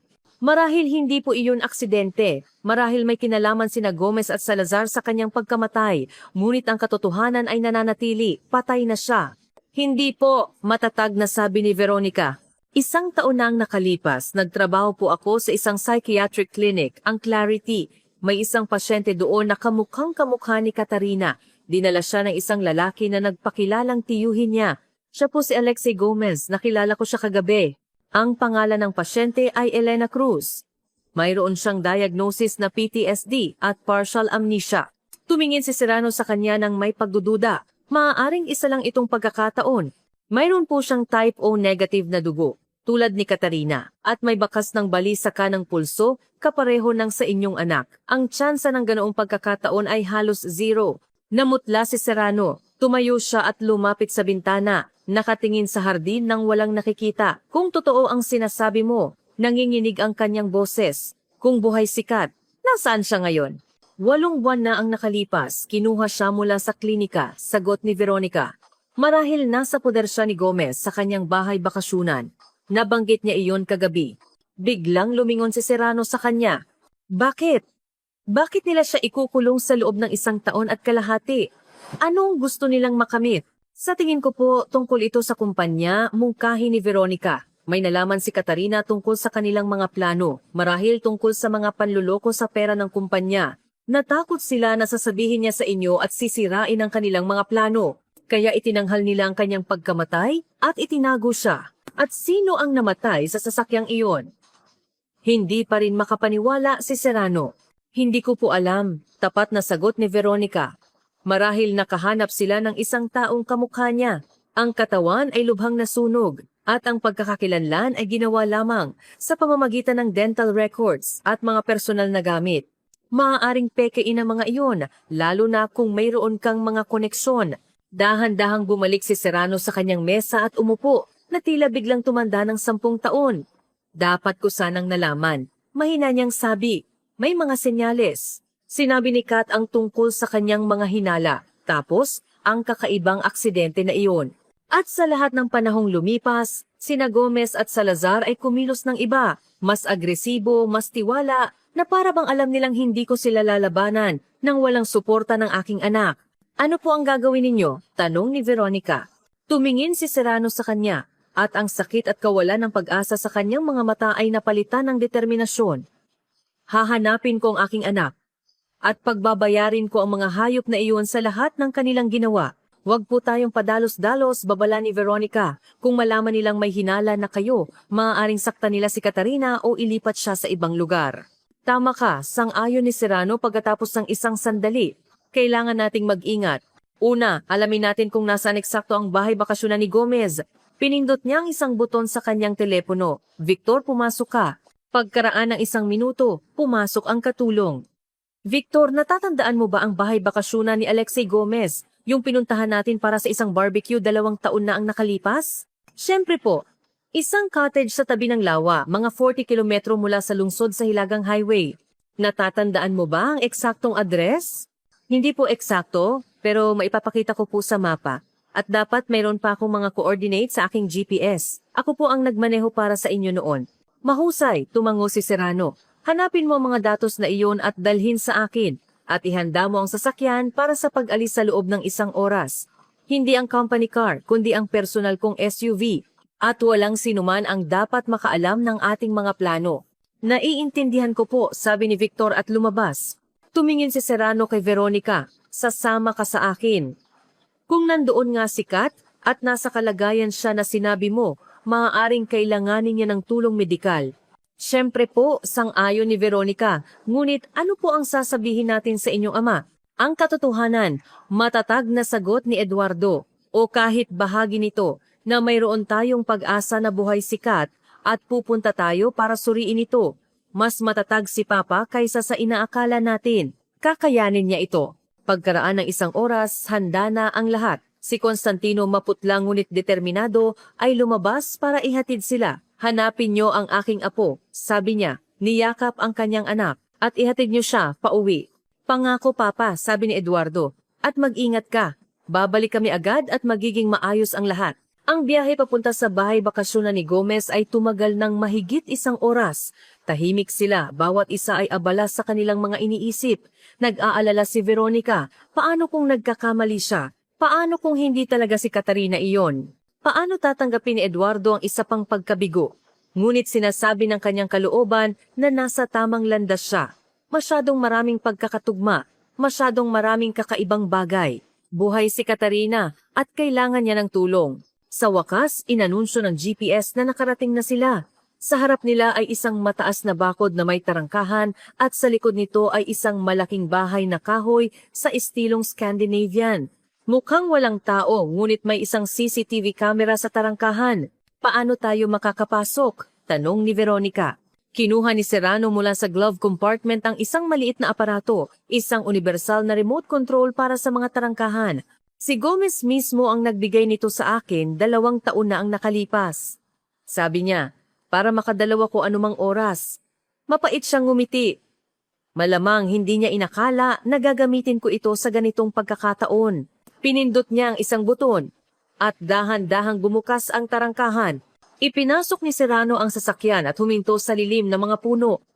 Mukhang walang tao, sabi niya, tumingin sa paligid. Walang mga sasakyan, walang mga guwardiya. Kakaiba iyan, kumunot ang noo ni Veronica. Kung nandito si Katarina, dapat may bantay. Marahil hindi sila umaasa ng mga bisita, lalo na sa isang araw ng trabaho, mungkahi ni Serrano. O kaya nasa loob ng bahay ang mga bantay. Dahan-dahan silang lumapit sa beranda. Nakalak ang pinto, ngunit ang bintana sa tabi nito ay bahagyang bukas. Walang pag-aalinlangan, umakyat si Serrano sa loob at binuksan ang pinto, pinapasok si Veronica. Ang bahay ay mukhang may nakatira. Sa sala may mga tasa na may hindi pa nauubos na kape. Sa sopa may isang bukas na magasin at sa kusina may mga tira ng almusal. Malinaw na may tao rito kamakailan lang. Kailangan nating suriin ang lahat ng silid, bulong ni Serrano. Ikaw sa unang palapag, ako sa itaas. Tumango si Veronica at sinimulang suriin ang mga silid. Kusina, sala, kainan, opisina, lahat ay may mga palatandaan ng kamakailang presensya ng mga tao.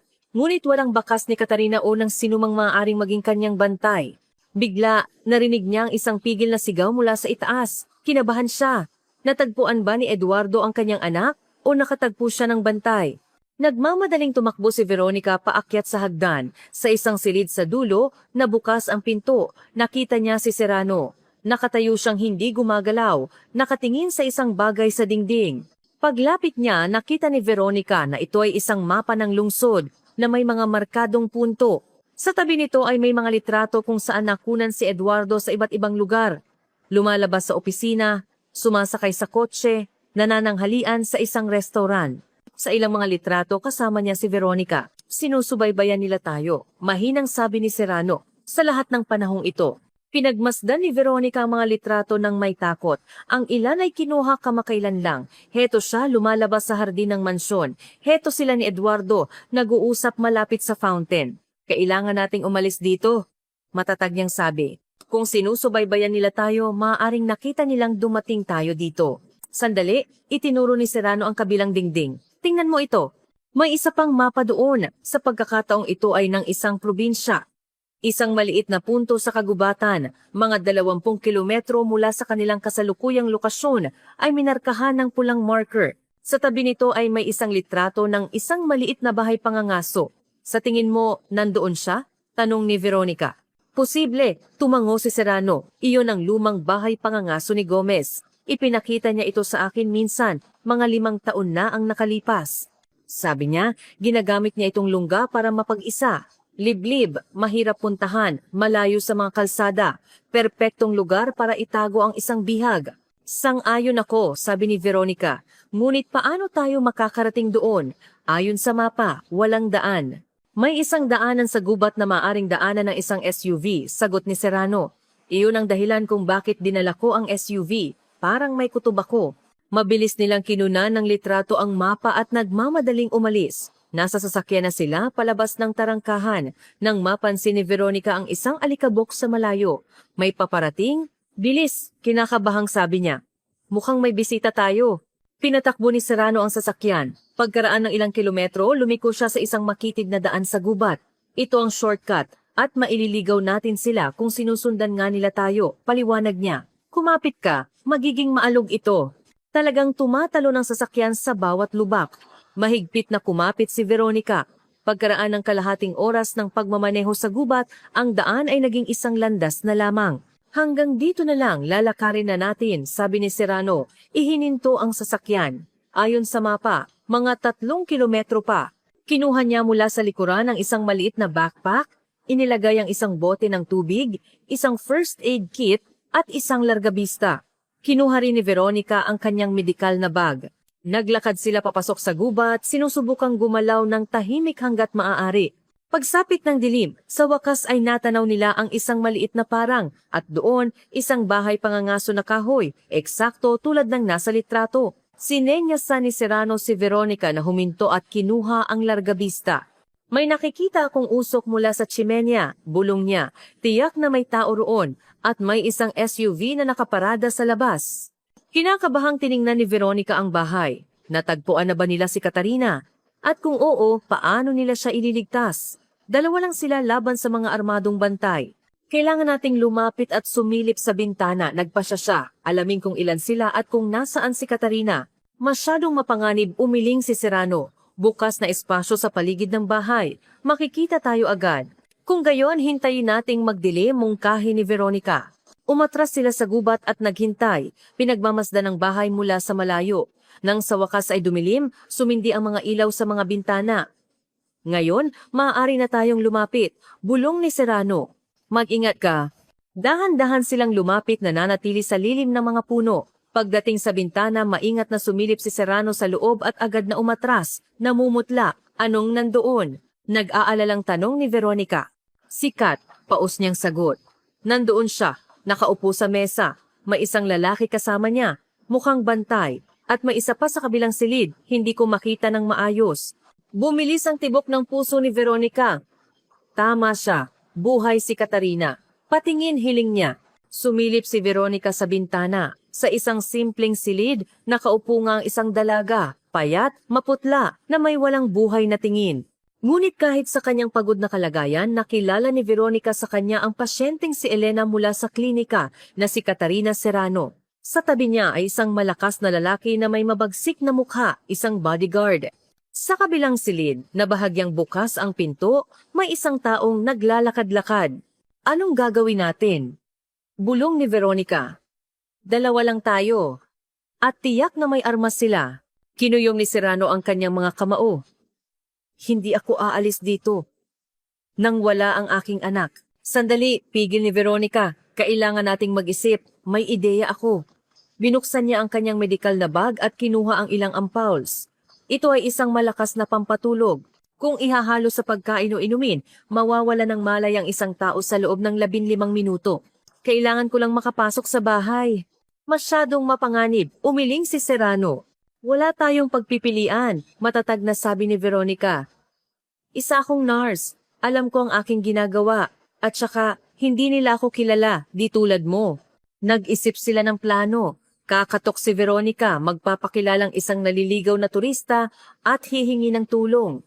Habang abala ang mga bantay, susubukan niyang ihalo ang pampatulog sa kanilang mga inumin. Si Serrano ay maghihintay sa labas at papasok kapag narinig ang signal 2 maikling katok sa bintana.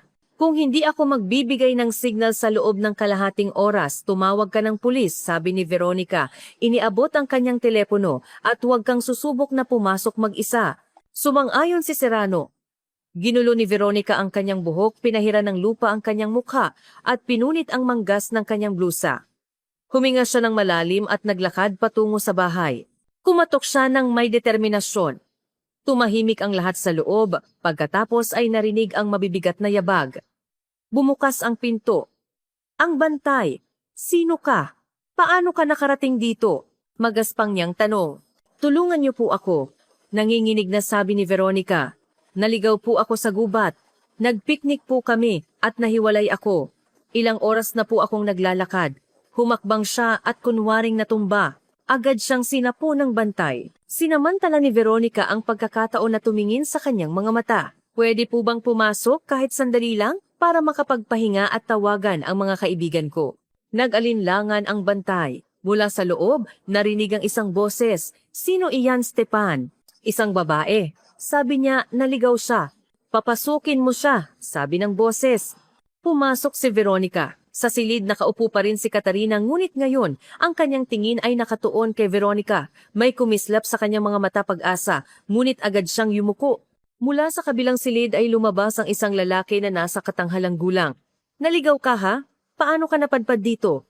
Nagpiknik po kami sa tabi ng ilog. Nagsimulang mag-imbento si Veronica.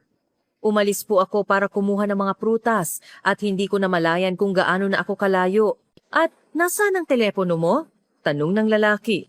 Nalobat po, mabilis na sagot ni Veronica. Nagkatinginan ng lalaki at ang bantay. Alam ni Veronica na hindi ka panipaniwala ang kanyang kwento. Pwede po bang humingi ng tubig? Pakiusap niya. Nauuhaw po ako. Stepan, bigyan mo ng tubig ang ating bisita. Utos ng lalaki. Pumunta ang bantay sa kusina at sumunod si Veronica. Nagkunwari siyang nabitawan ang bote ng tubig. Ay, pasensya na po, sabi niya. Habang nakayuko, palihim niyang kinuha ang ampule ng pampatulog. Nang hindi nakatingin ang bantay, mabilis niyang binuksan ito at inihalo ang laman sa isang bukas na bote ng cola at sa isang takuri ng tsaa. Bumalik sila sa silid. Ang pangalawang lalaki ay umalis para suriin ang labas. Ang bantay na si Stepan ay uminom ng cola. Hindi nagtagal nagsimula siyang humikab. Pagkaraan ng ilang minuto, nakatulog siya ng mahimbing sa sopa. Agad na tumayo si Veronica, kinuha ang telepono ng bantay at sumugod sa bintana. 2 beses siyang kumatok. Agad na bumukas ang pinto at pumasok si Eduardo. Kat, mahina niyang tawag.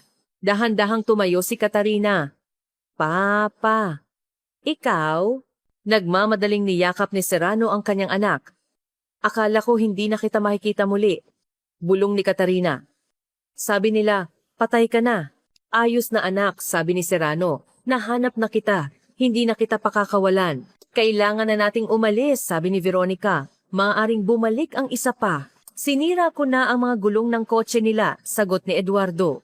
Tinulungan ni Eduardo ang kanyang anak. Masyado siyang mahina. Hindi ako makakalakad ng mabilis, sabi niya. Binibigyan nila ako ng gamot. Bubuhatin kita, sabi ni Serrano at binuhat ang kanyang anak. Veronica, ihatid mo kami sa sasakyan. Mabilis silang kumilos.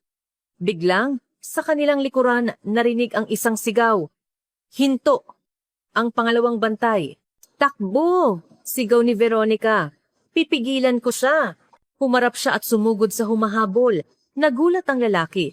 Nahulog silang dalawa sa lupa. Nagpambuno sila. Mas malakas ang lalaki, ngunit lumaban si Veronica ng may desperasyon. Biglang, may pumutok na baril. Nakatayo si Serrano ilang metro ang layo, may hawak na pistola. Lumayo ka sa kanya, malamig niyang sabi. Sumuko ang bantay, kinuha nila ang kanyang armas at telepono at nagmamadaling tumakbo papunta sa sasakyan. Ang daan pabalik ay tila mas mahaba. Sa wakas, nakarating sila sa SUV. Maingat na inihiga ni Serrano ang kanyang anak sa likod. Umupo si Veronica sa tabi niya. Kumapit kayo, sabi ni Eduardo. Pinaandar ang makina. Sino ka? Mahinang tanong ni Katarina kay Veronica. Naaalala kita mula sa klinika. Oo, nagtrabaho ako doon bilang nurse, kumpirma ni Veronica. Ako si Veronica. Tinutulungan ko ang iyong ama na alagaan ng lolo mo. Si lolo? May luha sa kanyang mga mata. Buhay siya? Sabi nila, namatay siya sa sobrang lungkot. Buhay siya at naghihintay sa iyo, ngumiti si Veronica. Nakarating sila sa mas maayos na kalsada. Papa, sabi ni Katarina. May malaking plano sina Gomez at Salazar. Nahanap ko ang mga dokumento. Gusto nilang bangkarotehin ang kumpanya at bilhin ito sa murang halaga. May hinala na ako. Sagot ni Serrano. Nasa laptop ko lahat, sabi ni Katarina. Nasa isang hidden folder. Ang password ay Mr. Snowball, ang pangalan ng una kong pusa. Naaalala ko, ngumiti si Serrano. Pagdating nila sa mansyon, hating gabi na. Ngunit may mga ilaw. Hindi natulog si Constantino. Nang huminto ang sasakyan, bumukas ang pinto at lumabas ang matanda, nakasandal sa kanyang tungkod. Lolo! Buhay ka! Umiyak si Katarina. Si Constantino hindi na napigilan ng mga luha ay yumakap sa kanila. Kat, apo ko, nagyakapan silang tatlo. Tinawagan ni Eduardo ang kanilang doktor, si Dr. Lim at ang isang kaibigan sa pulisya, si Colonel Santos. Dumating si Dr. Lim at sinuri si Katarina. Nadiagnose niya ang sobrang pagkapagod at mga epekto ng matagal na paggamit ng sedatives, ngunit tiniyak na gagaling siya ng tuluyan sa tamang pag-aalaga. Sunod na dumating si Colonel Santos. Matapos pakinggan ng kwento at suriin ang mga ebidensya mula sa laptop, kumunot ang kanyang noo. Seryosong kaso ito, kidnapping, malawakang pandaraya, falsification. Ngunit si Gomez ay isang maimpluwensyang tao. Kailangan nyo ng mahusay na seguridad, lalo na para sa iyong anak. Siya ang pangunahing saksi. Naasikaso ko na iyan, sabi ni Serrano. Simula ngayon, ang bahay ay may 24/17 na seguridad. Kinabukasan, ang bahay ng mga Serrano ay napuno ng maingat na optimismo. Nagsimula na ang investigasyon ng pulisya upang mailayo ang kanilang isip. Iminungkahi ni Veronica na sumulat si Katarina ng isang email sa contact niya sa Austria, si Stefan Meyer, ang financial consultant na nagbigay sa kanya ng impormasyon. Nagplano si Eduardo ng isang mapanganib ngunit epektibong hakbang. Naglagay siya ng mga hidden camera at mikropono sa opisina ni Gomez. Pupunta ako doon, sabi niya kay Veronica. Susubukan kong paaminin sila. Kailangan kong iwan ka dito kasama si Papa at si Kat. Protektahan mo sila. Ilang oras ang lumipas. Sa wakas, tumunog ang telepono, si Eduardo. Veronica, tagumpay.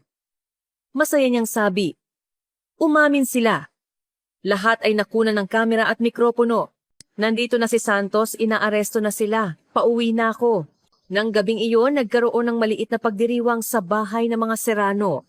Sa unang pagkakataon sa mahabang panahon, ang buong pamilya ay magkakasama sa isang hapag, masaya at may pag-asa sa hinaharap. Tumingin si Eduardo kay Veronica. Hindi ko pa rin makapaniwala. Kaninang umaga lang, akala ko patay na ang anak ko. Ngayon natutulog siya sa kanyang silid sa itaas. Isa itong himala. Minsan nangyayari ang mga himala. Ngumiti si Veronica. Lalo na kung tutulungan mo sila. 1 taon makalipas. Ang mansyon ng mga Serrano, laging marangya, ay mas lalong naging maganda ngayon. Ang mga girlanda ng bulaklak ay nakasabit, ang mga musikero ay nag-aayos ng kanilang mga instrumento sa hardin. Si Veronica ay nakatayo sa harap ng salamin sa kanyang silid, nakasuot ng isang eleganteng kremang damit at isang kwintas regalo ni Eduardo para sa kanilang engagement. Oo, nag-propose siya 3 buwan na ang nakalipas pagkatapos ng paglilitis. Sina Gomez at Salazar ay parehong nahatulan ng mahabang pagkabilanggo. Kumatok sa pinto. Si Katarina, maganda at tiwala sa sarili. Handa ka na ba? Tanong niya. Kinakabahan si Papa, parang siya ang ikakasal. Ngayon ay isang tripleng selebrasyon, ang kaarawan ni Constantino na halos ganap nang nakabawi, ang opisyal na pag-anunsyo ng engagement ni Eduardo at Veronica, at ang pagtatalaga kay Katarina bilang Vice President ng Serrano Construction. Nagsalita si Eduardo sa harap ng mga bisita. Ngayon, opisyal kong inaanunsyo ang aking engagement sa pinakakahanga-hangang babae na nakilala ko, si Veronica Reyes. Inabot niya ang kanyang kamay at umakyat si Veronica sa entablado. 1 taon na ang nakalipas, binago ng babaeng ito ang aking buhay. Ibinalik niya sa akin ang aking anak. Ibinalik niya ang buhay sa bahay na ito at sa aking puso. At sa 1 buwan, siya ay magiging aking asawa. Hinalikan niya si Veronica sa gitna ng palakpakan. Si Constantino, na may luha sa kanyang mga mata, ay niyakap silang dalawa. At si Katarina. Kumpleto na ulit ang pamilya, mahinang sabi ng matanda. Nang maglaon, lumapit si Katarina kay Veronica. Mahal na mahal ka ni Papa, sabi niya. Hindi ko pa siya nakitang ganito kasaya. Mahal ko rin siya, sagot ni Veronica. At ikaw, at ang iyong lolo. Kayo ang naging pamilya ko. Lumapit si Eduardo. Ano ang pinag-uusapan ng mga mahal ko? Tanong niya. Tungkol sa kung gaano kami nagpapasalamat sa tadhana sa bawat pagliko na nagdala sa akin dito, sa iyo, sagot ni Veronica, sumandal sa kanya. Ako rin, seryosong sabi ni Eduardo. Para sa iyo, para sa pagbabalik ni Kat, para sa kalusugan ni Papa, para sa lahat. Tumingin si Veronica sa kanyang mga mahal sa buhay, sa bahay na naging tahanan niya, sa mga masasayang mukha sa paligid. Alam niya na ito ay totoo. Ang buhay ay maaaring maging hindi makatarungan, ngunit minsan, nagbibigay ito ng mga sandali ng purong kaligayahan na ang lahat ng pinagdaanang paghihirap ay tila isang maliit na halaga lamang. Dahan-dahang yumuko si Eduardo at hinalikan siya ng may pagmamahal. Ang mga anino ng nakaraan ay tuluyan ng naglaho, pinalitan ng isang maliwanag, maaraw na kasalukuyan at isang hinaharap na nangangako na magiging mas maganda pa.